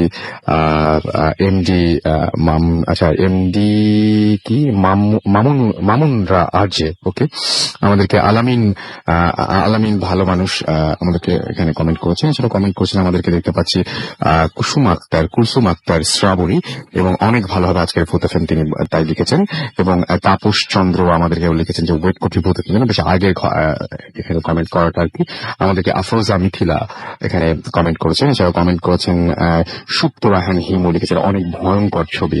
এবং আমাদেরকে এখানে আপন ইসলাম সাগর লিখেছে যে ফাটাফাটি পিকচার। যাই হোক, SMS ও আসছে আমাদের কাছে অনেক। আমাদেরকে জয় লিখেছেন যে হাই রাসেল ভাই, তিনি লিখেছেন যে ভূত FM তিনি এনজয় করছেন, তার SMS করে বোঝা যাচ্ছে। আমাদেরকে এছাড়াও নাজ ধানমন্ডি থেকে SMS করেছেন এবং 3 বছরের মেয়ে এখনো তার সাথে জেগে আছে এবং ভূত FM শুনছে এবং তিনি লিখছেন যে সে লাভস ভূত FM। আর নামটা লিখেননি, তাহলে তার জন্য অনেক শুভকামনা থাকলো। প্রিন্স আমাদেরকে কচুক ক্ষেত থেকে SMS করেছেন এবং তিনি লিখেছেন ভালো লাগছে। প্রতীক চিটাগং থেকে আমাদের SMS করেছেন। করেছেন এবং সব বন্ধুরা মিলে ছাদের উপর তারা ভূত এফএম শুনছেন। আমাদেরকে দুর্জয় এসএমএস করেছেন আমাদেরকে। এছাড়াও দেখতে পাচ্ছি জিসান, এছাড়াও রাব্বানি আমাদের এসএমএস করেছেন এবং তিনি বলছেন যে স্টোরিগুলো সুপারহিট। আমাদেরকে নরসিংদী ঢাকা থেকে এসএমএস করেছেন। ছোট না আমাদের এসএমএস করেছেন কোনাপাড়া থেকে। ফুয়াদ নাহিন আমাদের এসএমএস করেছেন এবং ভূত এফএমের জন্য উইশ করেছেন। আমাদেরকে এসএমএস করেছেন শুভ্র চট্টগ্রাম থেকে। এছাড়াও কানিজ আমাদের এসএমএস করেছেন বরিশাল থেকে। এছাড়াও আমাদেরকে এসএমএস করেছেন দেখতে পাচ্ছি আরো অনেকেই। আপনি যদি এসএমএস করতে চান মোবাইলের মেসেজ অপশনে গিয়ে টাইপ করুন ফুর্তি FORTI ফুর্তি স্পেস দিয়ে লিখুন আপনার নাম, স্পেস দিয়ে আপনার মেসেজ পাঠিয়ে দিন 9840 নাম্বারে। যদি আমাদের ইমেইল করে ঘটনা পাঠাতে চান তাহলে আমাদের ইমেইল অ্যাড্রেসটি হচ্ছে bhoothfm@radiofurti.fm which is BHOOTFM@RADIOFORTI.FM। আপনার নাম, ঠিকানা এবং ফোন নাম্বার সহ আপনার জীবনে ঘটেছে যাওয়া সেরা ঘটনা বা আপনার জানা সেরা ঘটনাটি পাঠিয়ে দিন আমাদের কাছে। যারা দেশের বাইরে রয়েছেন তাদেরকে অনুরোধ করবো যে সরাসরি অডিও ক্লিপটি পাঠিয়ে দিন আমাদের কাছে এবং ঘটনার শুরুতে অবশ্যই যারা ঘটনা পাঠাচ্ছেন উল্লেখ করুন যে ঘটনাটিকে আপনি স্টুডিওতে এসে নিজে শেয়ার করতে চান নাকি আপনি চান যে আপনার ঘটনাটা আমরা পড়ে শোনাই। আর যারা স্টুডিওতে এসে শেয়ার করতে চান অবশ্যই তাদেরকে ফোন নাম্বারটা উল্লেখ করতে হবে যাতে আপনাদের সাথে আমরা পরবর্তীতে যোগাযোগ করতে পারি। যাই হোক, চলে যাব আমাদের পরবর্তী অতিথির কাছে। তিনি প্রথম আমাদের সাথে শেয়ার করছিলেন, পাপড়ির কাছে যাব এবং এই ঘটনাটা একটা আয়নাকে নিয়ে। খুব অদ্ভুত ব্যাপার, আয়না যেটা আমাদের প্রত্যেকের বাড়িতেই রয়েছে। আমরা আয়না নিয়ে আগেও অনেক ঘটনা শুনেছি এবং আয়নার ভেতরে আরো কোনো কিছু আছে কিনা এটা আমরা কতটুকু জানি। আসলে আমরা যে জিনিসটা দেখি, যে ছায়াটা পড়ে, সেই ছায়াটা কি আমাদের সে আয়নার ভেতরে পড়ছে নাকি আয়নার ভেতরের কারো ছায়া, আমরা কিন্তু জানি না। আয়নাটা একটা রহস্যময় জিনিস কিন্তু, এবং আমরা অনেকবার ভূত এফএম মনে হয় উল্লেখ করেছি। অনেকেই এসে বলেছেন যে রাতের বেলায় আপনারা যখন ওয়াশরুমে যাবেন দয়া করে চেষ্টা করবেন আয়নার দিকে না তাকাতে। হ্যাঁ, কিছু আছে আপনার বাথরুমে বা ওয়াশরুমে সেটা নয়, বাট আয়নার দিকে তাকিয়ে আপনি ভুল করে অনেক কিছু দেখে ফেলতে পারেন, আপনি অনেক কিছু ভেবে ফেলতে পারেন। এরকম হতে পারে যে আসলেই সেখানে কিছু থাকতেও পারে। সো ঘুমের ঘোরে আয়নাটার দিকে তাকিয়ে না থাকাটাই ভালো, ঘুমের ঘোরে আয়না না দেখাই ভালো। যাই হোক, আমরা আয়না নিয়ে একটা ঘটনা শুনবো পাপড়ির কাছে, যে আয়নাটা বহুদিন ধরে তাদের বাসায় ছিল, এখন নেই। কেন নেই সেটাই ঘটনা। শিবরাসন ভাইয়া, পাপড়ি এগেইন।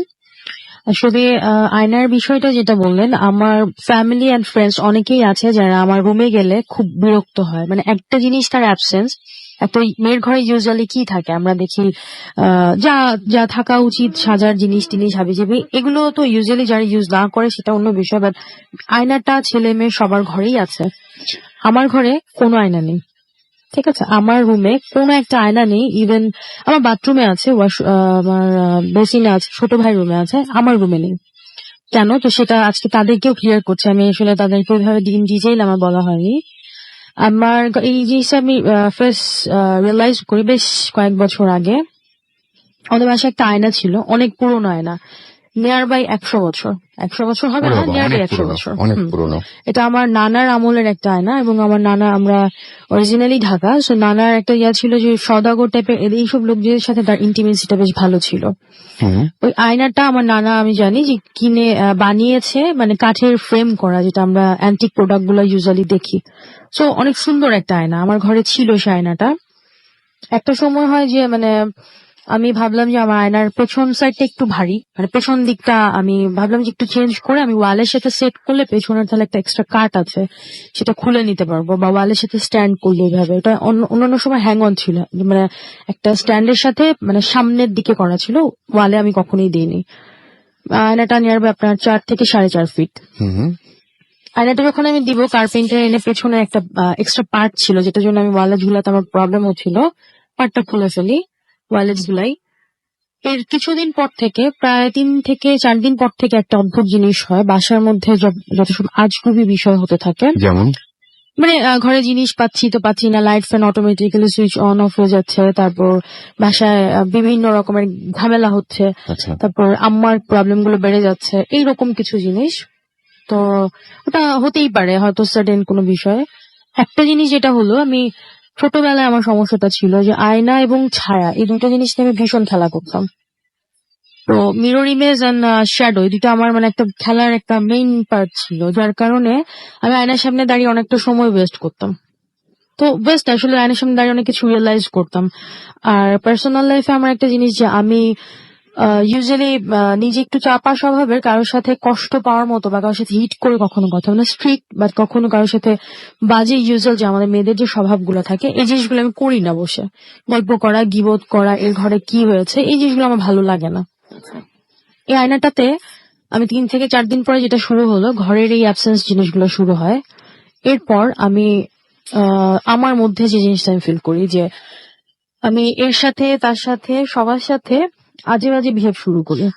যাদের সাথে আমি কথা বলি না তাদের সাথে গিয়ে এক প্রকার গিবত করা টাইপের শুরু করতে থাকি।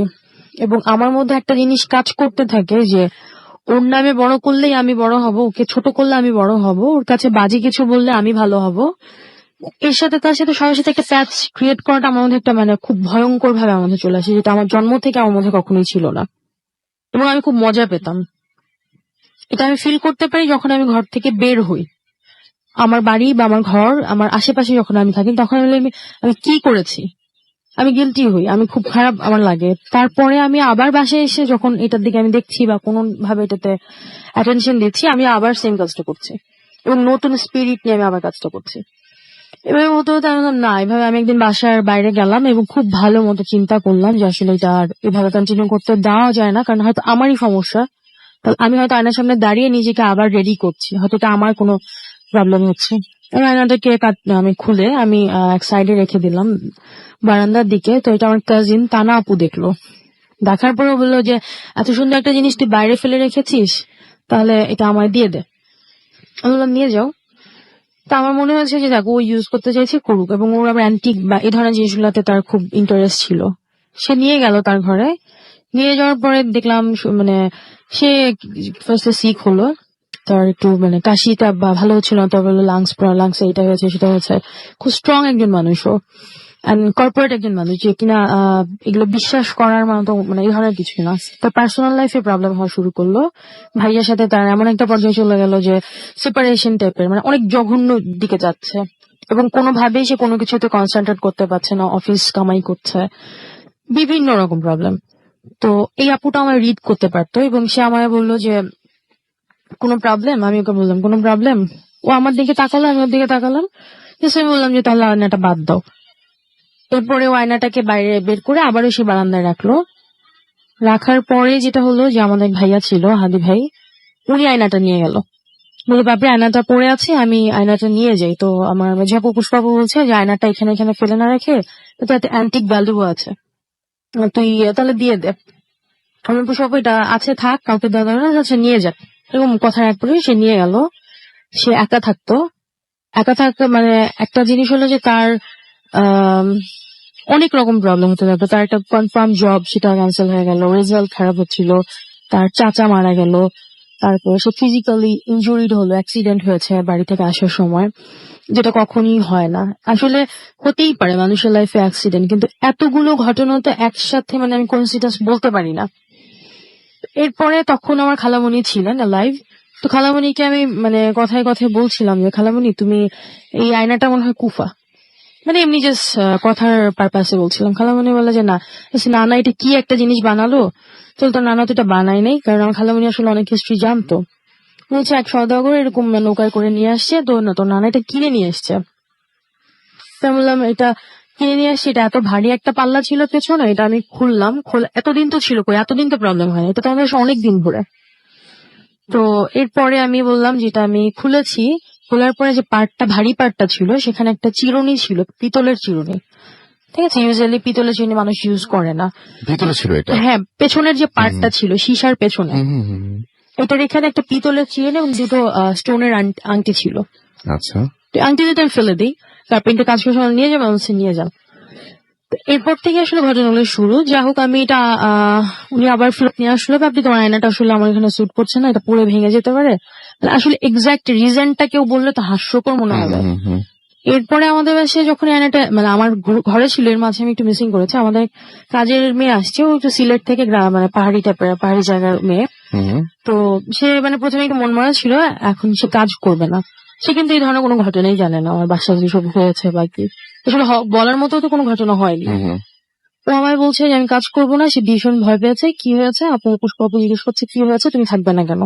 বলছে আপনাদের বাসায় এই আয়নাতে আমি একটা মেয়েকে দেখেছি। মেয়েকে দেখেছে? একটা ছোট মেয়েকে। কতটুকু মেয়ে? আমাদের ওই পাশে একটা পিচি ছিল, ওকে দেখায় বললো যে ওই লামিসা বেদের সমান, আমার কাজিন লামিসা বেদের সমান 6-7 বছর বা সরি, হ্যাঁ 6-7 বছরের একটা মেয়ে। আমি বলছি, না, আমাদের ছোট মেয়ে তো আমাদের বাসায় নেই, আমরা এই কয়জনই মানুষ আমাদের। এবং সে একবার দুবার দেখেছে, কিন্তু সে থাকবে না, ঠিক আছে। এবং সে আয়নার মধ্যে দেখেছে, ভেবেছে হয়তো ওই পাশ থেকে বা কিছু, আমি থাকবো না, সে কান্নাকাটি এত কিছু থাকতে সে রিজন এটাই দেখিয়েছে। তো সে চলে যায়। ইউজুয়ালি আমি আয়নাটা আবারও সেই বাইরে রেখে দেওয়া হয়। এবং আমাদের যেটা হয়, এই আমাদের যেখানে একজন ছিলেন, যিনি আমাদের প্রতিদিন আমাদের নিউজ পেপার গুলো তার কাছে আমরা সেল করতাম, মানে পুরোনো জিনিসগুলো আমরা তার কাছে সেল করতাম। তো উনি আসার পরে যে আমাকে বলছে যে আম্মা আয়নাটা পড়ে আছে, আমি কি নিয়ে যাবো? বলছি নিয়ে যান, নিয়ে যান। না, আমার তখন আর হিতে হিত জ্ঞানটা ছিল না যে আয়নাটা আমার দেওয়া উচিত না। নিয়ে যান, কিছু না ভেবেই তাকে বলেছি। সে নিয়ে যায় এবং এরপরে তাকে আমরা আমাদের এরিয়াতে কখনই দেখিনি। লোকটা একটু এজ ওল্ড ছিল, মানে কখনোই তাকে দেখতে পাইনি। অন্য একজন আসে, সে আসে, বাট ওকে আমরা কখনো দেখিনি। আয়নাটা আমাদের বাসার নিচে, সেম ভাবে আয়নাটা আমাদের বাসার নিচে রয়ে গেছে। হয়তো সে দিয়ে গেছে বা কিছু, আই ডোন্ট নো, আয়নাটা রয়ে যায়। তো একটা সময়, হ্যাঁ, আমার বাসার নিচে যে আমাদের কলাপসের গেটের নিচটাতে আয়নাটা রেখে যায়। তো এটা নিয়ে মানে চিল্লাপাল্লা যায় না, এখানে কে ফেলেছে। আমি আয়নাটা নিয়ে আসি, আয়নাটা ভাঙেও নাই কিছু, মানে পুরোনো হওয়াতে ভেতরের শিশাটা একটু জাস্ট ঘোলাটে, বাট নষ্ট হয়ে যায়নি। নিয়ে এসে আমি ভাবলাম আয়নাটা ফেলে দিয়ে আমি মানে শুধু কাঠটা ফ্রেমটা রাখবো, মানে সাইডের যে অ্যান্টিক যে জিনিসটা আছে ওইটা রাখবো। পরে আমাকে একজন মানে পার্সোনালি আমার খালামুনি আমাকে বললো যে বাপরে, তোমাকে এটা নিয়ে কিছু করতে হবে না, এটা এমন একটা কোথাও রেখে দাও বা এমন একটা কিছু। এটা আরেকটা বিষয় হচ্ছে যে এটা ঢেকে রাখলে বা এই ধরনের কিছু হচ্ছে না। আয়নাটার দিকে কেউ কখনো কনসেন্ট্রেট করলে, আই কন্টাক্ট হলে, আয়নাটার দিকে দেখলে, তারপরেই সে প্রবলেম গুলো, এবং যে নিচ্ছে কোনো কোনো ভাবে সেই কোনো কিছু ইনসিডেন্ট ফেস করছে। এরপর আয়নাটা আমি একজনকে দেই যে এটা নিয়ে এখানে আপনার শিকদারের এখানে একটা অ্যাবান্ডন প্লেস আছে, ওইখানে আয়নাটা রেখে দেওয়া হয়েছে। মানে অনেক ওয়েস্টের জিনিসের সাথে আয়নাটা রেখে দেওয়া হয়েছে। এই হচ্ছে লাস্ট আয়নার বিষয়টা। এই কারণে আমার ঘরে কোনো মিরর আমি রাখি না। হয়তো এটা আপনি যেটা স্টার্টিং এ বললেন যে আয়নাটা আসলে অনেক কিছুই অনেক অর্থবহ বা অনেক অর্থ ছাড়া অনেক কিছু আমরা হয়তো দেখে ফেলি, এবং হয়তো ঘুম থেকে চট করে দেখে ভয় পেয়ে যাওয়ার মতো। আর ছোটবেলার যে প্রবলেমটা ছিল সেটা তো আছেই। আমি আয়না বা শ্যাডো এই জিনিসটা নিয়ে এখন আর বেশি এক্সপেরিমেন্টাল কিছু করি না। Thank you. অনেক ধন্যবাদ আপনাকে। এবং আপনি মাঝখানে একবার বলেইছিলেন যে আসল ঘটনা শুনলে অনেকেই হাসবে। আমি জানি না যে অনেকে হাসছেন কিনা, বাট একটা জিনিস নিশ্চয়ই খেয়াল করেছেন ঘটনাটা শোনার সময়, যে প্রবলেমটা কখন শুরু হয়েছিল। প্রবলেমটা শুরু হয়েছিল যখন পেছনের অংশটা আয়নার পেছনের অংশটা খোলা হয়েছিল। তার মানে ভেতরে কিছু ছিল, সেটা কি বেরিয়ে আসে। আর সেই কাজের মানুষটার কথা নিশ্চয়ই আপনার মনে আছে, যে কাজের মানুষটা 3-4 বছরের একটা বাচ্চাকে দেখেছিলেন আয়নার ভেতরে। এবং আমি দেখতে পাচ্ছি অনেকেই আমাদের এখানে SMS করছেন। দিনার হোসেন লিখেছেন হ্যাপি বার্থডে ভূত। আপনার আমাদের রেগুলার গেস্ট কিন্তু, এবং আমাদের regular listener. MD Shakhawat Hossain লিখেছেন যে অনেকদিন পর তিনি ভূত শুনছেন, ফেসবুকে কমেন্ট পড়ছে এগুলো। আমাদেরকে এমডি সাইদ হাসান সেলিম আমাদেরকে এখানে কমেন্ট করেছেন। আমাদেরকে কমেন্ট করেছেন তনজিল আহমেদ। এছাড়া আমাদের এখানে কমেন্ট করেছেন দেখতে পাচ্ছি নীল সমনিকা। ওকে, আমাদেরকে এখানে কমেন্ট করেছেন দেখতে পাচ্ছি অনেকেই কালো গোলাপ, অনেকেই ফেসবুক নেম খুব অদ্ভুত টাইপের আমাদেরকে। এছাড়া রাসেল আহমেদ এখানে কমেন্ট করেছেন মিলন আহমেদ সহ আরো অনেকে। আমরা একটু পরে আবার সেই ঘটনাগুলোতে আসবো। আর একটা ঘটনা আমরা শুনে আসি। আমাদের আরো একজন মুক্তি আছেন যিনি পাপড়ির ভাই, তার সাথে একটা ঘটনা ঘটেছিল, এবং সেই ঘটনাটা আমরা একটু শুনি। আচ্ছা, আপনার নামটা প্লিজ একটু বলবেন সবার আগে। লিসেনার্স, আমি ফুয়াদ ভূতগুলি থেকে বলছি। আমার সাথে আমি এখন যে ঘটনাটা আপনাদের সাথে শেয়ার করব, সেই ঘটনাটি হচ্ছে আমার সাথে ঘটে যায় আজ থেকে প্রায় 2 বছর আগে। এবং আজ থেকে আমি আরো তার থেকে 2 বছর থেকে আপনার 4 বছর, এর থেকে আরো 4 বছর আগের থেকে আমি কবুতর পালি। আর মানে কবুতর পালার প্রতি মানে এই বিষয়টা কেউই পছন্দ করে না। এই জন্য আমার চাচা, তারপরে চাচাতো ভাইরা, তারপরে যত মানে আমার রিলেটিভ আছে তারা সবাই বলে যে না, এই জিনিসটা ছেড়ে দাও। প্লাস হচ্ছে আমি মানে কবুতর পালতে পালতে পুরো আমি একদম আমার পড়াশোনাটাকে আমি অপশনাল ভাবে নিয়েছিলাম, শুধু কবুতরই পালতাম। দেন আমি সবসময় কবুতর দেখা দেখি করার পরে আপনার রাত্রেবেলা মাঝে মধ্যে আমি কবুতর দেখতে উঠতাম ছাদে। ছাদে উঠতাম যখন, তখন মানে সবসময় আমি একা উঠতাম না, আমি আমার ছোট ভাই আলাবি, তারপর আলমগীর ভাই, ওনাদের নিয়ে উঠতাম। কিন্তু মাঝখান দিয়ে আমি কবুতর টবুতর উড়ানোর পরে আমার কাছে একটা মানে অন্যরকম একটা কবুতর চলে আসে, এরকম ধরনের একটু অন্য কবুতর গুলো থেকে একটু আলাদা, মানে খুব সুন্দর বা এরকম একটা কবুতর চলে আসে আমার কবুতর গুলোর সাথে। আমি ওটা নিয়ে পালা শুরু করি। তার যেদিন থেকে পালি সেদিন থেকে আমার মনের মধ্যে একটা খুঁত খুঁত তৈরি হয়েছে, মানে মানে কি জানি আমার আমার কবুতর গুলোকে ফলো করছে, আমাকে ফলো করছে। দেন সেদিন রাত্রে আমি একা উঠি ছাদে। একা উঠার পরে আমি বুঝতে পারি যে মানে কে জানে আমাকে দেখে সরে গেল বা একটা শ্যাডো চলে গেল আমাকে দেখে। তারপরে আমি কবুতর গুলার ওইদিকে যখন লাইট টাইট দিলাম, তখন কবুতর গুলা এমনি সচরাচর ভয় পায় না, কিন্তু যখন লাইট দিলাম তখন দেখি যে সবগুলা কবুতরই একদম মানে একদম ভয় পায়, একদম দমায় মুচড়ে আছে, মানে একদম পিছনের দিকে লুকায় আছে, মানে খুব ভয় পেয়েছে তারা। তারপরে আমি কি করলাম, ওই পানি টানি চেঞ্জ করে কবুতর গুলো দেখে টেখে তারপর চলে আসলাম। তখন থেকে আমার মানে একটা কিউরিওসিটি তৈরি হয়ে গেল, কে ছিল। আমি মনে করলাম যে কবুতর ছাদে অনেক দামি দামি কবুতর ছিল, মনে করলাম যে পাশের ছাদ টপকে মানে কবুতর গুলোকে চুরি করতে জন্য চোর এসেছিল। দেন আমি তারপর থেকে তো রেগুলার ছাদে মানে মানে লক্ষ্য রাখা শুরু করি যে আমার মানে কি মানে কোনো বিপদ টিপদ হলো নাকি, কোনো চুরি টুরি হলো নাকি।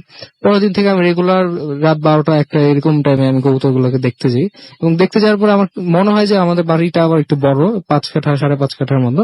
আমার মনে হয় যে ছাদে কেউ কোথাও লুকিয়ে আছে বা আমাকে দেখে লুকিয়ে গেল, বা মানে কেউ কোথাও মানে সরে গেল, মানে উঠার পরে সরে গেল। এছাড়া ওই কবুতর গুলোর আশেপাশে ছিল লোক, মানে কেউ একজন।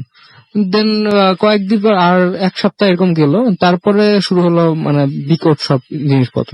এরকম ধরনের একদিন ছাদে উঠেছি, উঠার পরে দেখি যে একটা কবুতর মুখ দিয়ে রক্ত বের হয়ে মরে কোনায় পড়ে আছে। আমি মনে করলাম যে হয়তো বদ হজম হয়েছে বা কোনো কিছু হয়তো, তো কবুতর মারা যেতেই পারে। তারপরের দিন যখন উঠলাম আবার ঠিক সেম টাইমে, মানে যখন রাত্রের দিকে আমি উঠলাম দেখতে, দেখার পরে যায় দেখি যে একটা কবুতর মানে মানে খুব খারাপ ভাবে ছিঁড়ে টিরে ওই খাঁচার মধ্যে পড়ে আছে। আর কারণ খাঁচাগুলো এমন ভাবে তৈরি করা, ভিতরে কোনো বিড়াল বা চিকা বা ইঁদুর কিছু ঢুকে বা কোনো ক্ষতি করতে পারবে না। দেন দেখি খুব খারাপ ভাবে মানে ছিঁড়ে টিরে পড়ে আছে। সেদিন উঠলাম, সেদিন আমার মানে মনে হচ্ছিল যে মানে কে জানি একজন মানে ওই খাঁচাটার পিছনে লুকিয়েছিল। পরে লাইট টাইট দিয়ে দেখি কেউ নেই। তারপরে সেদিনও চলে আসলাম। তারপরের দিন দেখি আরেকটা কবুতর মানে এমন ভাবে ছিঁড়ে পড়ে আছে, পুরো খাঁচাটাকে মাখায় টাকা ছিঁড়ে রেখে আসছে। তো সেদিন আমি খুব ভয় পাইলাম। ভয় পাওয়ার পর আমি সেই জিনিসটা কাউকে জানাইনি। দেন আমি চলে আসছি। তারপরে মানে যখন চলে আসছিলাম, তখন যখন সিঁড়ির দিকে পা দিব নিচে নামার সময়, তখন মানে দেখি কি যে মানে একটু কেমন যেন কে যেন একটা বসে আছে আমাদের টাঙ্কিটার উপরে। তারপর ওনার দিকে তাকানোর পরে দেখলাম যে খুব ময়লা একটা কাপড় পরা কে যেন মানে পিছন ফিরে আছে, এবং তার পাশে হচ্ছে একটা মানে ছাগল বা বরকির মাথা টাথা টাইপের কিছু একটা মানে কিছু একটা পড়ে আছে। সেটা দেখে আমার খুবই ভয় পাই। আমি খুবই ভয় পাওয়ার পরে বাসায় চলে আসি। বাসায় চলে আসার পরে জিনিসটা কাউকে জানাই না, এবং আস্তে আস্তে কবুতর পালার প্রতি আমার মানে অনীহা চলে আসে। আস্তে আস্তে আমি এই কারণে কবুতর পালাটা ছেড়ে দিই। এই ছিল আমার ঘটনা আসল ভাই। অনেক ধন্যবাদ আপনাকে আপনার ঘটনার জন্য। আমরা একটা ছোট বিরতিতে যাবো এবং বিরতির পরে আবারও ফিরে আসবো নতুন অতিথি নিয়ে। এবং সেই সাথে জানিয়ে দিই যে ভূত এফএম তো শুধুমাত্র বাংলাদেশের মানুষই শোনে না, পৃথিবীর বিভিন্ন জায়গায় যেখানেই বাঙালি রয়েছেন সেখানেই ভূত এফএম আছে। মানে সেখানকার মানুষ যেভাবেই হোক ভূত এফএম শোনেন, কোনো না কোনো ভাবে চেষ্টা করে শুনতে। অনেকেই ইউটিউব থেকে বিভিন্ন জায়গা থেকে শোনেন ভূত এফএম। যাই হোক, তো অনেকেই আমাদেরকে রেগুলার সেখান থেকে আমাদের যে সমস্ত বাংলাদেশের যে সমস্ত ভাই বোনরা পৃথিবীর বিভিন্ন দেশে অবস্থান করছেন, তারা সেখান থেকে বিভিন্ন ঘটনা পাঠান।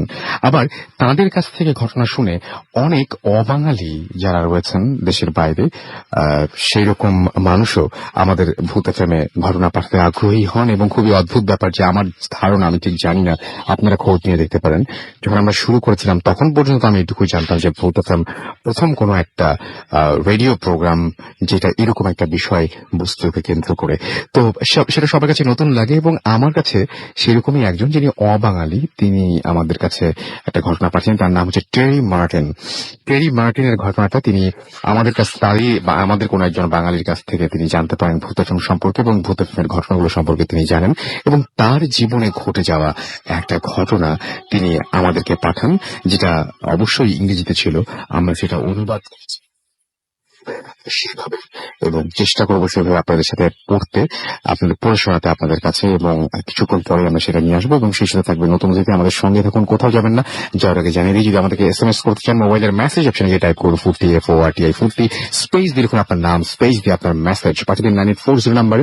যদি আমাদের সাথে ফেসবুকে আপনারা কানেক্টেড থাকতে চান, তাহলে চলে যান www.facebook.com/radio.40। আর যদি আমাদেরকে ইমেল করে ঘটনা পাঠাতে চান, চলে যান bhutfm@radio40.fm অ্যাড্রেসে। এবং আমি স্পেলিংটি বলেছি, BHWOTFM@radioFORTI.FM। আপনার নাম, ঠিকানা এবং ফোন নাম্বার সহ আপনার জীবনে ঘটে যাওয়া সেরা ঘটনাগুলো পাঠিয়ে দিন আমাদের কাছে। শুরুতে অবশ্যই উল্লেখ করুন যে ঘটনাটি আপনারা স্টুডিওতে এসে শেয়ার করতে চান, নাকি চান আপনারা আপনাদের ঘটনাগুলো আমরা পড়ে শোনাই। এবং সেই সাথে আপনারা যারা দেশের বাইরে রয়েছেন তাদেরকে অনুরোধ করবো যে অবশ্যই আপনারা ঘটনা লিখে না পাঠিয়ে সরাসরি রেকর্ড করে পাঠিয়ে দিন আমাদের কাছে, এবং আমরা সেটা যদি সিলেক্টেড হয় ডেফিনেটলি সেটা প্লে করবো। চলে যাচ্ছি একটা ছোট্ট বিরতিতে। আবার কোথাও যাবেন না, আমাদের সাথে থাকুন। Stay tuned two radio 40 and don't stop. The night comes alive with the coming thought.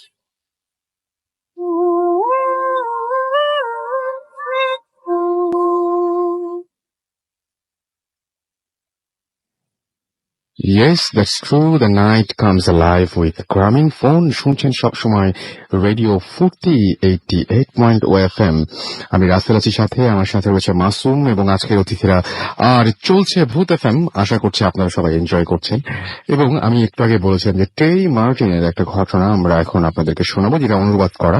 আমাদের ভূত FM টিম অনুবাদ করেছে ঘটনাটা, এবং ঠিক যেভাবে তিনি পাঠিয়েছিলেন সেভাবেই পাঠানো হয়েছে। এবং আমি চলে যাচ্ছি ঘটনায়, হুবহু পড়ছি। এই প্রথম মনে হয়, না এটা দ্বিতীয়। আরেকবার আমাদেরকে বোধহয় সম্ভবত ব্যাঙ্গালোর থেকে কেউ একজন পাঠিয়েছিলেন। তিনি অবাঙালি ছিলেন, তবে তিনি ইউরোপিয়ান বা আমেরিকান নন। তিনি ইন্ডিয়ান ছিলেন, যিনি আমাদেরকে এরকম ঘটনা পাঠিয়েছিলেন, এবং আমি সেই ঘটনাটা পড়েছিলাম। আজকে পড়ছি টেরি মার্টিনের ঘটনা। এবং 4 বছর অতিক্রম করেছে ভূত FM। আজকে 4 বছর অতিক্রম করার পরে প্রথম এপিসোড, এবং এই প্রথম এপিসোডে এরকম একটা ঘটনা পড়ছে, এবং এই ধারা অভ্যাস থাকবে আশা করি। যারা আপনারা রয়েছেন আশেপাশে এবং যারা দেশের বাইরেও রয়েছেন, যারা শুনছেন, তারা উৎসাহিত করবেন আপনাদের চারপাশের মানুষকে। তিনি কে সেটা আমাদের কাছে বড় ব্যাপার না, তার ঘটনাটা কেমন সেটা সবচেয়ে বড় ব্যাপার। এবং আপনাদের প্রতি আমরা অবশ্যই সবসময় কৃতজ্ঞ থাকবো আপনাদের এই সহযোগিতার জন্য। চলে যাচ্ছি ঘটনায়। লিখছেন যেভাবে, তার বাংলাটা অনেকটা এরকম। সাম্প্রতিককালে কর্নওয়ালে ছুটি কাটাতে গিয়ে টিভির মোস্ট হন্টেড শোতে দেখা বডমিং জেইলে ঘুরতে গিয়েছিলাম। দুপুর 1টার দিকে যেয়ে পৌঁছালাম, যেহেতু একদম ভর দুপুর ছিল। আমি গেস্ট হান্টিং ট্যুর এর জন্য আগে থেকে বুকিং দেইনি। আমি কোনো অস্বাভাবিক কার্যকলাপ আশা করিনি। ঢোকা মাত্রই বুঝতে পারলাম এত বছর পুরনো এই স্যাঁতস্যাঁতে ও অন্ধকারময় কারাগার কতটা বিষণ্ণ ও আতঙ্কজনক। বাইরে ঝকঝকে রোদ থাকা সত্ত্বেও কারাগারের ভেতরের করিডোর ও কেবিনগুলো বরফের মতো ঠান্ডা। এতই ঠান্ডা যে বাতাসে নিজের নিঃশ্বাস যেন দেখা যাচ্ছে। অতীতেও এই জেইলের অবস্থা নিশ্চয়ই এমনই ভয়ঙ্কর ছিল। জেইলের জীবনযাপন সম্পর্কে আরো বোঝা যায় তথ্য বোর্ড ও সঠিক জায়গা মতো বসানো জামিগুলো থেকে। তেমন একটি বোর্ড এই জেলে অবরুদ্ধ থাকা এক আসামির কথা আমি পড়ছিলাম। আমার অপরাধের সাথে জড়িত পার্টনারের নাম উইলিয়াম স্যামসন। দেখে বেশ একটু উৎসাহিত হলাম আমি। আমার নামের শেষেও স্যামসন আছে বলেই এত আগ্রহ। তাদের দুজনকে একসাথে আটক করা হয়েছিল। পড়তেই আমার বন্ধু আমাকে কারাগারের আরেক অংশে নিয়ে গেল, আর আমরা ঘুরতে থাকলাম। কিছুক্ষণ পর আমার বন্ধু আমাকে উৎসাহ দিল একটা উঁচু ছাদ দেওয়া ঘরে ঢোকার জন্য। ঘরের ভেতর মাটিতে ডান দিক থেকে ছিল একটা ছোট গ্রিল, যেটা আয়তনে এমন যেন একজন প্রাপ্তবয়স্ক মানুষ ঠিক মতো সেখানে এঁটে যেতে পারবে। ঘরটা বেশ অন্ধকার ছিল এবং অন্য ঘরগুলোর তুলনায় আরো প্রশস্ত। ঘরের এক প্রান্ত থেকে আরেক প্রান্ত হাঁটতে প্রায় 8 কদম নিতে হতো। আমার বন্ধু আমাকে হেঁটে গ্রিলের কাছে যেতে বলল। সেখানে ছবি তুলতে চায় আমি হাঁটতে যেয়ে অর্ধেক পথ পার হবার পর এক ধরনের চাপ অনুভব করলাম আমার আশেপাশের পরিবেশে। কিন্তু কিছুটা ইতস্তত বোধ করলাম, কেননা সেই চাপের কারণে আমি খানিকটা অস্বস্তিতে ভুগছিলাম। সে আমাকে যতই গ্রিলের কাছে যেতে বলছিল, আমি ততই অনুভব করছিলাম যেন আমার দুপাশ থেকে কেউ চাপ সৃষ্টি করছে। আমি ঠেলে আরো বেশি গ্রিলের কাছে পাঠিয়ে দিচ্ছে আমাকে, যেন কেউ চায় আমি ঠিক সেখানেই যাই। গ্রিলটা যদিও একটা গ্রিল, তবুও হঠাৎ তাকিয়ে মনে হতে লাগলো কোনো অশুভ জিনিস যেন একটা বিশাল গুহা, সেখান থেকে কিছু বা কেউ বেরিয়ে আসবে। আমার মনে হলো এর বেশি ভেতরে ঢোকা উচিত হবে না, কারণ সেই চাপের অনুভূতি যেন কিছু আমাকে জাপড়ে ধরবে। সেই অনুভূতিটা বাড়তেই লাগলো। ক্যামেরার ক্লিক শোনার সাথে সাথেই ঘুরে ঘর থেকে বের হলাম এবং স্বস্তির নিঃশ্বাস ফেললাম। মনে হলো একসময় বন্দী থাকা আসামিরাও নিশ্চয়ই বের হয়ে আমারই মতো এরকমই স্বস্তির নিঃশ্বাস ফেলত। ঘর থেকে বের হওয়ার পর পরিবেশের চাপের অনুভূতিটা চলে গেল। সে ঘরের অনুভূতিটা আমার বন্ধুকে বলে উঠবার আগে সে আমাকে তার তোলা ছবিটা দেখালো। ছবিতে ঠিক আমার মাথার উপর দেখা যাচ্ছিল বিশাল আকারের এক উজ্জ্বল বৃত্ত। ছবি থেকে মুখ তুলে ঘরের দিকে তাকাতেই বুঝলাম এই ঘরটাই সেই উইলিয়াম স্যামসনের ঘর ছিল। সে কি আমার অনেকদিন আগে হারিয়ে যাওয়া কোনো আত্মীয়? জানি না কি ছিল বিষয়টা, কিন্তু সে রুমে আমার সাথে কিছু একটা ছিল তা আমি নিশ্চিত, যা অথবা যে আমাকে আমার ইচ্ছার বিরুদ্ধে জোর করছিল ওই অন্ধকার ঘরে ঢোকার জন্য, কারাগারটা আরো ঘুরে দেখার জন্য। প্রচুর ছবিও তুলেছিলাম এবং প্রায় সব ছবিতেই এরকম উজ্জ্বল বৃত্ত দেখা গেল।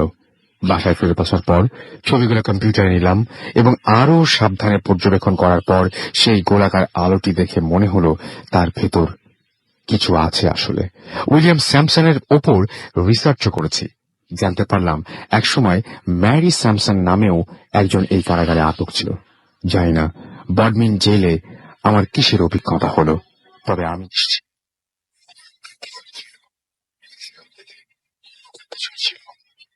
এই ছিল ঘটনা এবং সেই ঘটনা আমি পড়লাম। এটা পাঠিয়েছেন টেরি মার্টিন। সো আশা করছি আপনাদের ভালো লেগেছে। আমরা চলে যাব কিছু SMS এ। ফুয়াদ নাহিয়ান আমাদের SMS করেছেন, হ্যাপি বার্থডে টু ভূত এফএম। 4 বছর বয়সী ভূত এফএম এর ফার্স্ট এপিসোডে আমি আমার ফ্রেন্ড নূর মোহাম্মদ আলী সাথে শুনছি। শান্ত টাঙ্গাইল থেকে আমাদের SMS করেছেন, লিখেছেন হট। বাবু লিখেছেন হ্যাপি বার্থডে ভূত এফএম, আই লাভ ভূত এফএম। সাকিব লিখেছেন আই এম এনজয়িং ভূত এফএম। ইমতিয়াজ লিখেছেন আই লাভ ফ্রাইডে অ্যান্ড ফুর্তি। আমাদেরকে বাবু লিখেছে, আচ্ছা বাবুর এসএমএসটা পড়ছে। রনি আমাদের বলছেন অনেকদিন পর ভূত এফএম এর পুরনো স্বাদ পাচ্ছি, অনেক ভালো লাগছে। রিঙ্কু নিসির আমাদের লিখেছেন। এছাড়া আমাদেরকে এসএমএস করেছেন জাপানিজ কিছু একটা আমি পড়তে পারলাম না। ডিজে রাজ আমাদের SMS করেছেন। রায়হান আমাদের SMS করেছেন। প্রান্ত সাতক্ষীরা থেকে SMS করেছেন। নিলয় মহাখালী থেকে আমাদের SMS করেছেন। দিশা ময়মনসিং থেকে আমাদের SMS করেছেন। আচ্ছা, নিলয় লিখেছেন যে তিনি তার ওয়াইফ ইশিকাকে নিয়ে শুনছেন। প্রান্ত লিখেছেন যে এটা তার ভূত FM এর 101 নম্বর SMS, না পড়লে রাগ করবেন তিনি, আমি পড়ে ফেললাম। সাইদ লিখেছেন আশুলিয়া থেকে, আমার শরীর কেমন, আমি ইনশাআল্লাহ ভালো আছি এবং সবসময় ভালোর দলেই আছি। আলম গাজীপুর থেকে আমাদের SMS করেছেন আমাদেরকে মমিম। এছাড়া আমাদের SMS করেছেন নাফিজ সহ আরো অনেকে। আপনি যদি SMS করতে চান মোবাইলের মেসেজ অপশনে গিয়ে টাইপ করুন ফুর্তি FORTI, ফুর্তি স্পেস দিয়ে লিখুন আপনার নাম, স্পেস দিয়ে আপনার মেসেজ পাঠিয়ে 9840 নম্বরে আমরা চলে যাবো আমাদের নতুন আরেকজন অতিথির কাছে। আপনার নামটা প্লিজ একটু বলবেন, কোথা থেকে আপনি এসেছেন, তারপর আপনার ঘটনায় যাবো। আমি আসাদ, আমি মিরপুর থেকে এসেছি। তো আমার ঘটনাটা সেটা রংপুরের। তো ঘটনাটা গত বছর কোরবানির সময়। তো আমি যখন রংপুরে গত বছর কোরবানি করতে গিয়েছিলাম, তো আমরা যে বাসাটা গিয়েছিলাম সেই বাসাটা অনেকটা পুরানো, আর ওইখানে আমার শ্বশুর থাকতো। তো বাসাটা নিচতলায় ছিল স্টোর, দ্বিতীয় তলায় ছিল অফিস, আর তৃতীয় তলায় ছিল বাসা যেখানে আমার শ্বশুর থাকতো। তো আমাদের রুমটা ছিল পিছনের দিকে, আর বাসাটা অনেকটা ছমছমে ছিল, অন্ধকারাচ্ছন্ন, কখনো আলো ঢুকতো না ঠিক ভালোভাবে। তো যখনই আমরা ওই রুমটা থাকতাম তখন এতটা ভালো লাগতো না, কেমন যেন লাগতো। তো একদিন আমার রাতে আমার ওয়াইফ ঘুমাচ্ছে, তো শীতের সময় ছিল তখন। তো ও হঠাৎ ঘুম থেকে উঠে আমাকে ডাকে। তো আমি উঠে জিজ্ঞেস করেছি কি হয়েছে। তো পরে ও বলে যে আমি ঘুমাতে পারছি না, আমাকে কিছু একটা ডিস্টার্ব করছে। আমি বললাম কি ডিস্টার্ব করছে। পরে বলছে যে আমি যখনই চোখ বন্ধ করি তখনই আমি দেখি যে আমার চেহারা মানে চোখের সামনে আর একটা ফেস, কালো বিক্ষুটে, চোখগুলো একদম রক্তবর্ণ লাল। তো আমি যখনই চোখ খুলি তখন দেখি যে আমার চোখের সামনে থেকে একটা ধোঁয়া সরে গেছে। এরকম আমি 3-4 বার দেখার পর ও আমাকে ডাকছে, এটা আমাকে বললো। তারপর আমরা সাথে সাথে রুম থেকে বের হয়ে যাই, বের হয়ে গিয়ে আমরা আমাদের শ্বশুর শাশুড়িকে যা উঠাই, তারপর আমরা ওই রুমে ছিলাম সারা রাত। তো এই ছিল, তো পরে আমাদের শ্বশুর শাশুড়ি পরে ওনারা এসে রুমে থাকে। তো আমার শাশুড়ি যখন ছিল উনি টুকটাক খেয়াল করতো যে রুমটা অনেক গরম হয়ে আছে, উনি উল্টা পাল্টা স্বপ্ন দেখতো। তো যাই হোক, আমরা যেহেতু কোরবানি করতে গেছি, যখন কোরবানির সময় আসলো, তো আমরা যেহেতু বুঝতে পারছি যে পিছন সাইডটায় সমস্যা, তো ভাবলাম যে গরুটা পিছন সাইডেই কোরবানি করি, জবাই করি। তো ওই দিনই কোরবানির আগের দিন আমার ওয়াইফ আর আমার শাহরুখ ছোটটা ওরা ছাদের উপরে গিয়েছিল ঘুরতে। তো ওরা হুট করে দেখে যে কি পিছন সাইডে সেম একটা সুপারি গাছের উপরে আচ্ছা আলো অন্ধকার এমন একটা জায়গায় এই একটা আলো, গোলাকার ভিতরে একটা আলো, এটা ছোট হচ্ছে বড় হচ্ছে, লাফালাফি করছে। তো ওরা জিনিসটা দেখে অনেকটা ভয় পায়। তো ভয় পেয়ে সাথে সাথে ছাদ থেকে নেমে আসে। সেটা পরের দিন যখন কোরবান আমরা গরু নিয়ে গেলাম, নামাজ পড়ে এসে গরু কোরবান করবো, হুজুর আসছে। তো ওই জায়গায় আমরা প্রায় 6 জন মানুষ ছিলাম। তো গরুটা যখনই শোয়াতে যাচ্ছিলাম, গরুটা শোয়ানো যাচ্ছিল না। প্রায় 10-15 বার ট্রাই করার পরেও গরুটা শোয়ানো যাচ্ছিল না, আর গরুটা নির্দিষ্ট একদিকে তাকিয়েছিল।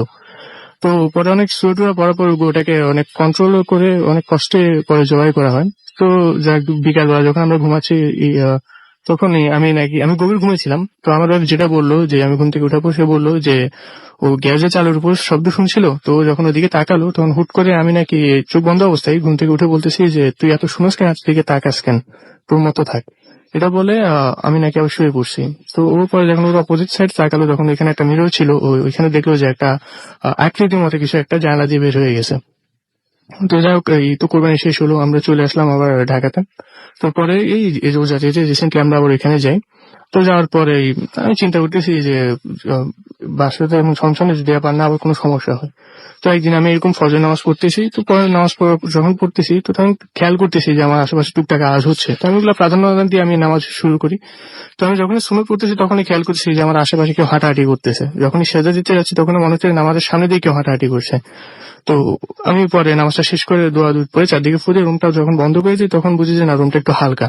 তো এরপর আমি যে আবার ঘুমিয়ে যাই, কাউকে কিছু বলি না। তো দুপুরের বেলা সেম আমি যখন জোর পড়তে আসি তখন সেম আরো বেশি জোরে আওয়াজ হচ্ছে। তারপরে পিছনে জানালা ছিল, আমি এটা সিঁড়ে খুলে রেখেছি যাতে বাতাস আসে, কিন্তু কোনো বাতাস নাই, অটোমেটিক্যালি জানালাটা কেউ বাড়িয়ে দিচ্ছে। তো আমি এটা শুনে আমার ওয়াইফকে ডাক দিই, ও আসে। আসার পর যখনই ও আসে তখন আমি ওকে বলি যে রুমে কোনো সমস্যা আছে, তুমি একটু থাকো। তো বলতে বলতে ও পিছনের দিকে তাকায় দেখে যে কি মানে জানালায় কিছু একটা আছে। তো আমার কাছে বলতে চায় না। পরে আমি নামাজ শেষ করে জিজ্ঞেস করলে পরে ও বলে যে বাটা 3 তলা ছিল। তো এই 3 তলায় এই কোনো লম্বা একজন কেউ এই জানালা দিয়ে মাথা ঢুকে আমাদের দিকে তাকাতাকি করতেছে। যখন আমার ওয়াইফের চোখাচোখি হয়েছে তখন এই ছায়াটা ওইখান থেকে সরে গেছে, যার সঙ্গে আমার জানালাটা বাইরে দিয়ে গেছে। তো পরে আমার ওয়াইফ এটা বলার পর তো আমি ওপরে বলতেছি যে এরকম সমস্যা। তো এরপরে আবার আমি আমাকে এই বললাম যে এখানে তখন আমরা যখন কোরবানি করতেছি এটা বলতে ভুলে গেছি, যখন আমার খালা শাশুড়ি, আমার নানা শ্বশুর শাশুড়ি সবাই একসাথে এসেছিল, যে মানে একসাথে ঈদ করবে সবাই। তো আমার খালা শাশুড়ি একটা ছোট ছেলে ছিল না, রাত ওর নাম। তো ওই রাতের ঘটনা বললো যে রাত নাকি সবসময় উল্টাপাল্টা কিছু দেখে, যে ওকে কেউ ডাকতেছে। এমনও দিন গেছে যে রাতকে আমার ওই খালা শাশুড়ি পানি নিয়ে যেতে বলছে, তো কেউ ওকে ধাক্কা দিয়ে পানি সব ফেলাই দিছে। তো সবসময় রাতের সাথে উল্টাপাল্টা হতো। তো পর আমি এটা শোনার পর একটু ভয় লাগছে। তো পরে সেম আমি আসর বাক্সে যখন উজু করতে ঢুকছি, তখন আমাদের বাসায় 2টা বাথরুম ছিল। তো বাম দিকে বাথরুমটা একটু অন্যরকম ছিল। তো যখন উজু করতে ঢুকছি তো দেখেছি কি আমার পিছনে একটা পাড়া পড়ছে। তো আমি খেয়াল করলাম যে একটা পায়ের তো শব্দ শুনছি, আমি সাথে সাথে পিছনে খেয়াল করলাম, তো দেখেছি কি পানি সরে গেছে আর হালকা পায়ের আকৃতি বুঝে যেতেছে। তো জিনিসটা দেখে আমি অনেক ভয় পাইছি। তো আমি সাথে সাথে ওই রুমে ওইখানে উজু না করে আমি বের হয়ে গেছি। তো বের হয়ে গেছি, তো এর ভিতরে বাসায় মানে এই ধরনের নানা ধরনের সমস্যা চলতেই থাকতো। তো আমার নানা শ্বশুর যিনি উনি একটু অসুস্থ ছিল, তো উনি প্রায় সময় দেখতো যে এই রাত এসে ওনার সাথে বেয়াদবি করতেছে বা ওনাকে মারতে চাইতেছে। তো পরে উনি যখন বলতে যেত যে রাত আমার সাথে এসে দুষ্টাইম করতেছে, তখন দেখতো যে রাত হয়তো আমার সাথে ঘুরতেছে বা রুমে ঘুমিয়ে আছে। তো তখন মানে উনি পুরো কনফিউজ হয়ে যেত তাহলে আমার সাথে কে করলো এটা। তো আমরা তখন একটা প্রাধান্য দিনে যে হয়তো উনি অসুস্থ মানুষ, উল্টাপাল্টা দেখছে বা কিছু। তো সেম একদিন আমি এই রাতের বেলা শুয়ে আছি, তো তখন সেরই সময় উঠছি। তো পরে আমার শ্বশুর বলতেছে যে রাতের বেলা আমি দেখছি যে এই আমি আর রাত একসাথে ঘুরতেছি পুরো বাসায়, রাত লুঙ্গি পরে আমি লুঙ্গি পরে। তো এখন আমরা সবাই অবাক যে কি, আমরা তো শুয়েছিলাম আর রাত তো আমার পাশে ঘুমিয়েছে, আমার তো কেউ উঠিনি, আপনি কাকে দেখলেন? উনি বললো যে হ্যাঁ আমি দেখছি এরা হাঁটতেছে, আবার আমার নানা ভাইকে মারতেও চাইছে রাত। তো এটা শোনার পর আমরা বুঝছি যে না, আসলে কেউ হয়তো আসে যে রাতের রূপ নিয়ে ঘুরতেছে। ঠিক এটা ওই দিন দুপুর বেলায় আমার ওয়াইফ দেখতেছে যে বাথরুমে রাত পুরো উলঙ্গ অবস্থায়, ওর বয়স কম ছিল, তো পুরো উলঙ্গ অবস্থায় বাথরুমের মাঝখানে বসে আছে সাহস ছাড়া। তো ও এটা দেখে ও রাত্রে বলছে কি রাত তো শরম নাই, তুই এভাবে বসে আছো বাথরুমের ভিতরে। তো ও যখনই আবার ডাইনিং আসে এসে দেখেছে রাত এখানে ভাত খাচ্ছে। তো ও আমার ওয়াইফ তো পুরো ভয় পাচ্ছে, মানে অবাক, এটা কাকে দেখলো। তো পরে যখন আমার শাশুড়ি মা এগুলো সবকিছু শুনে, তুমি অনেক কিছু বুঝতে জানতো, তুমি ধ্যানে বসে তুমি একদিন বাইর করতে পারে যে বাসায় অন্য কিছু একটা আছে যেটা রাতের রূপ নিয়ে ঘুরতেছে আর বাসার ভিতরে একটা প্রবলেম ক্রিয়েট করার চেষ্টা করতেছে। তো এর ভিতরে আমার ওই খালামণির একটা ছোট বাবু ছিল, ও 15-20 দিন বয়স। তো বাবুটা কখনই রাতের বেলা ঘুমাতে পারতো না, প্রত্যেকদিন রাতে ও চেঁচামেচি করতো, কানাকাটি করতো। তাই আপনাদের বাসায় কি এখনো পর্যন্ত এই সমস্যাগুলো তার মানে আছে বলতে? হ্যাঁ, এখনো আছে, এখনো পর্যন্ত আছে এবং এখনো আপনারা সেই সমাধানটা খুঁজে পাননি না। এবং স্টিল আপনারা নানা ধরনের প্রবলেম ফেস করছেন। ওকে, অনেক ধন্যবাদ আপনাকে আপনার ঘটনার জন্য। আমরা একটা ছোট্ট বিরতিতে যাব। আমি দেখতে পাচ্ছি যে অনেকেই আমাদেরকে অলরেডি এসএমএস করছেন আমাদেরকে। লতিফুর রহমান এবং আমাদেরকে এসএমএস করছেন দেখতে পাচ্ছি রুকসানা, এবং তিনি ভূত এফএমের হ্যাপি বার্থডে জানিয়েছেন ভূত এফএমকে, এবং তিনি আমাদেরকে এছাড়াও আকাশ মুন্সিগঞ্জ থেকে এসএমএস করেছেন এবং তিনি বলছেন পরের গল্পগুলো অনেক ভয়ের হবে, এটা তিনি আশা করছেন। আমাদেরকে এসএমএস করেছেন রিয়াদ এবং তিনি বলেছেন যে তিনি পড়তে পারলাম না তার এসএমএসটি। ফুর্তি নিহার হালদার আমাদেরকে এসএমএস করেছেন আমাদেরকে আরডি রাফিউ আমাদেরকে ফুয়াদ নাহিয়ান এসএমএস করেছেন তিনি এবং তার ফ্রেন্ড। এটা আমি মনে হয় পড়েছি, আপনি বারবার এসএমএস করছেন যদিও। আমাদের কাজী আরাফাত এসএমএস করেছেন, 3 জন লাইট অফ করে ভূত এফএম শুনছেন। খালেদ হাসান আমাদের এসএমএস করেছেন এবং তিনি বলছেন যে লাস্ট স্টোরিটা সুপার ছিল, যেটা আমরা পড়লাম আর কি। কায়সার রাজশাহী থেকে লিখেছেন হ্যাপি বার্থডে ভূত এফএম। আমাদেরকে এছাড়াও এসএমএস করেছেন দেখতে পাচ্ছি দিশা ময়মনসিং থেকে এবং তিনিও ভূত এফএমকে উইশ করেছেন। এনামুল আমাদেরকে এসএমএস করেছেন এবং আমাদেরকে এসএমএস করেছেন দেখতে পাচ্ছি মিষ্টি রাজশাহী থেকে এবং তিনিও ভূত এফএমকে উইশ করেছেন। আবির আমাদের এসএমএস করেছেন এবং আমাদেরকে এসএমএস করেছেন দেখতে পাচ্ছি সাজ্জাদ ঢাকা থেকে এবং ঢাকা মহাখালী থেকে। আমাদের স্পেস ডিজে অন্ত এসএমএস করেছেন আমাদেরকে জিহাদ কেরানীগঞ্জ থেকে। সাকিব বোটবাজার থেকে আমাদের এসএমএস করেছেন। তুলি আমাদের জামালপুর থেকে এসএমএস করেছেন জাহিদ আমাদেরকে এসএমএস করেছেন দেখতে পাচ্ছি। এছাড়াও আরো অনেকেই কায়সার রাজশাহী থেকে এসএমএস করেছেন। ফুর্তি নিহার আমাদের এসএমএস করেছেন। সজীব আমাদের এসএমএস করেছেন নরসিংদী থেকে। জ্যোতি খুলনা থেকে এসএমএস করেছেন আমাদেরকে। রিফাত এসএমএস করেছেন নারায়ণগঞ্জ থেকে। রুমানা রাজশাহী থেকে এসএমএস করেছেন। জ্যাকলিন আমাদের এসএমএস করেছেন নাটক টিভি সেন্টার থেকে। রাতুল মদিনাবাগ থেকে আমাদের এসএমএস করেছেন। আমাদের এসএমএস করেছেন দেখতে পাচ্ছি জাদিদ। এছাড়া আমাদের এসএমএস করেছেন দেখতে পাচ্ছি আরো অনেকে। আপনি যদি এসএমএস করতে চান মোবাইলের মেসেজ অপশনে গিয়ে টাইপ করুন ফুর্তি FORTI ফুর্তি, স্পেস দিয়ে লিখুন আপনার নাম, স্পেস দিয়ে আপনার মেসেজ পাঠিয়ে 9840 নাম্বারে। যদি আমাদের ইমেল করতে চান তাহলে আমাদের ইমেল অ্যাড্রেস হচ্ছে bhutfm@radiofurti.fm। আর যদি আমাদেরকে ইমেল করতে চান তাহলে আমি অবশ্যই আপনাদেরকে রিকোয়েস্ট করবো শুরুতে জানিয়ে দিন যে আপনি কোথা থেকে ইমেল করছেন এবং আপনি স্টুডিওতে এসে সেই ঘটনা শেয়ার করতে চান নাকি আপনি চান যে আমরা আপনার ঘটনাটা পড়ে শোনাই।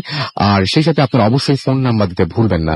আমরা চলে যাবো একটা ছোট বিরতিতে এবং বিরতির পরে আবারও ফিরে আসছি নতুন অতিথি নিয়ে। সেই পর্যন্ত আমাদের সাথে থাকুন। Stay tuned to Radio Furti and don't stop the Furti. Bhoot FM. The night comes alive with Ramin Fawn.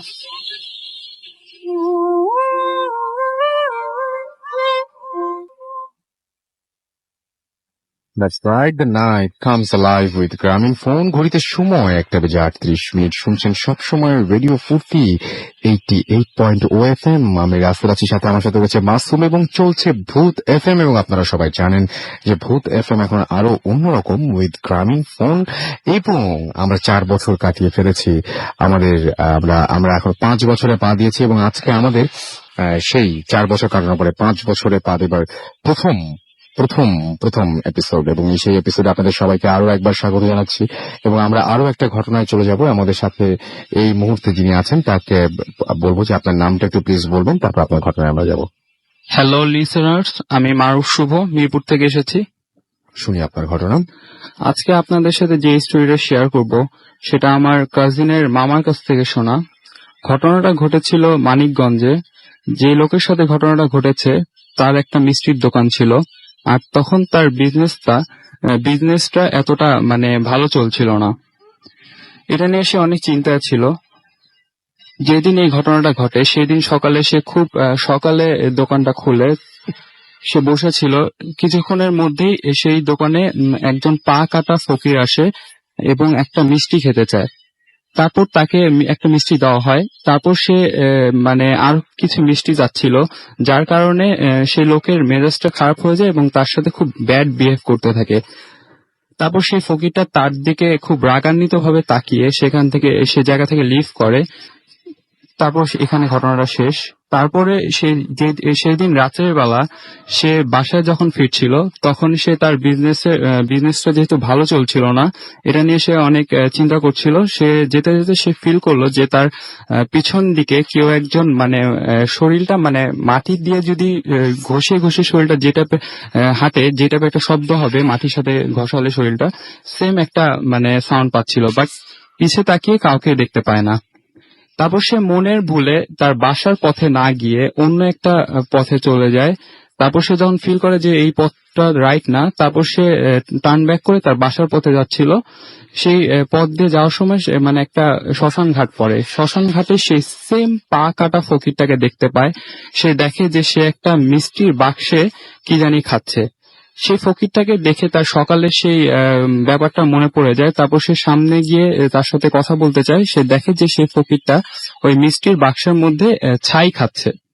এটা দেখার পর সে একটু ভয় পেয়ে যায়। তারপর সেই ফকিরটা খুব ব্যাড টাইপের উইয়ার্ড টাইপের আওয়াজ করতে থাকে। সেই সাউন্ডটা পাওয়ার পরে সে খুবই ভয় পেয়ে যায় এবং সে দৌড়াতে থাকে। তারপর সে দেখলো যে সেই পা কাটা ফকিরটা তার হাঁটু দিয়ে সে দৌড়াচ্ছে খুব ফাস্ট এবং তাকে লাফ দিয়ে ধরতে যাচ্ছে। তার কিছুক্ষণের মধ্যে 4-5টা সেম একই টাইপের জিনিস তাকে ধরতে যাচ্ছিল এবং সে দৌড়াতে দৌড়াতে মাটিতে পড়ে যায় আর সেন্সলেস হয়ে যায়। তারপর যখন তার সেন্স ফেরে, সে তখন বাসায় ছিল এবং তার শরীরে অনেক টাইপের খামচি টাইপের দাগ হয়ে যায় আর কি। তারপর যখন সে এই স্টোরিটা পুরো বিষয়টা তার আশেপাশের লোক, তার বাসার ফ্যামিলি মেম্বারদের কাছে শেয়ার করেছিল। তারপর সেখানে তার এলাকারই একজন লোক, মুরব্বী লোক, তাকে সাজেস্ট করে যে প্রত্যেকদিন সকালবেলা সে যখন দোকান খুলবে কিছু মিষ্টি আলাদা করে রাখার জন্য। তারপর থেকে সে সেই কাজটা করতে থাকে। দেন তার বিজনেসটা তখন ভালো চলতে শুরু করলো। আর কিছুদিনের মধ্যেই সে মানিকগঞ্জ টাউনে আরেকটা দোকান করে ফেললো। সেম ভাবে সেই দোকানেও সে মিষ্টিগুলো রাখতো আর সেই দোকানে তার ছেলে বসতো। মিষ্টিগুলো কখন বাইরে রাখতো, মানে মিষ্টি বানানোর পরই নাকি? না, মিষ্টি বানানোর পরপরই মানে সে রেখে দিত। ধরেন রাত্রেবেলা মিষ্টিটা বানাতো মানে ভোরের দিকে আর কি। তখন যখন ভোরবেলা তারা যখন দোকানটা ওপেন করতো, তখনই সে মিষ্টিটা সে আলাদা করে ফেলতো আর কি। আচ্ছা, মানে যেটুকু রাখতে হবে। জি রাখতে হবে এবং কোন একটা পাত্রে করে সেটা বাইরে রেখে দিত। বাইরে রেখে দিত। বাইরে রাখার পরে কি হতো? মিষ্টিটা কি উধাও হয়ে যেত? না, উদয় হতো না। মানে মিষ্টিটার মধ্যে মানে কিছু কিছু সময় মানে মিষ্টিটা মানে নষ্ট হয়ে যেত, মানে রাখতে মানে কেউ খেত না, এরকম কোনো অস্বাভাবিক ঘটনা কোন সময় হয়নি। আচ্ছা, ওকে। তারপর চলে যাচ্ছি। তারপর তার নিউ দোকান যেটা সে করেছিল, সেই দোকানের মধ্যে সে সেম ভাবে এই মিষ্টি মানে রাখতে বলেছিল। সে ওখানে বসতো না, তার ছেলে বসতো। কিছুদিন ধরে তারা মানে কোন এক কারণে সেই নিউ দোকানে মিষ্টি রাখা হতো না। তারপর মানে আজব ব্যাপার হলো, মিষ্টি না রাখার কারণে হঠাৎ করে সকালবেলা সেম একই টাইপের একটা ফকির সেই দোকানে আসে। তারপর অনেকদিন হয়ে যাওয়ার কারণে তার ছেলের এই বিষয়টা আসলে বেশি একটা মনে ছিল না। তারপর সে তাকে টাকা দিয়ে বিদায় করে দিতে চায়। দেন তারপরে ফকিরটা যাবে না, সে মিষ্টি নেবে। তারপরে তার ছেলে তাকে ডান পা দিয়ে একটা লাথি মারে। আর সব থেকে ভয়ানক ব্যাপার হলো এটা, সে যখন রাতের বেলা তার বাইক নিয়ে বাসায় ফিরছিল, সে দেখলো যে ওই সেম ফকিরটা তার বাইকের পাশ দিয়ে ওই হাঁটু দিয়ে দৌড়াতে দৌড়াতে তাকে চেস করছে।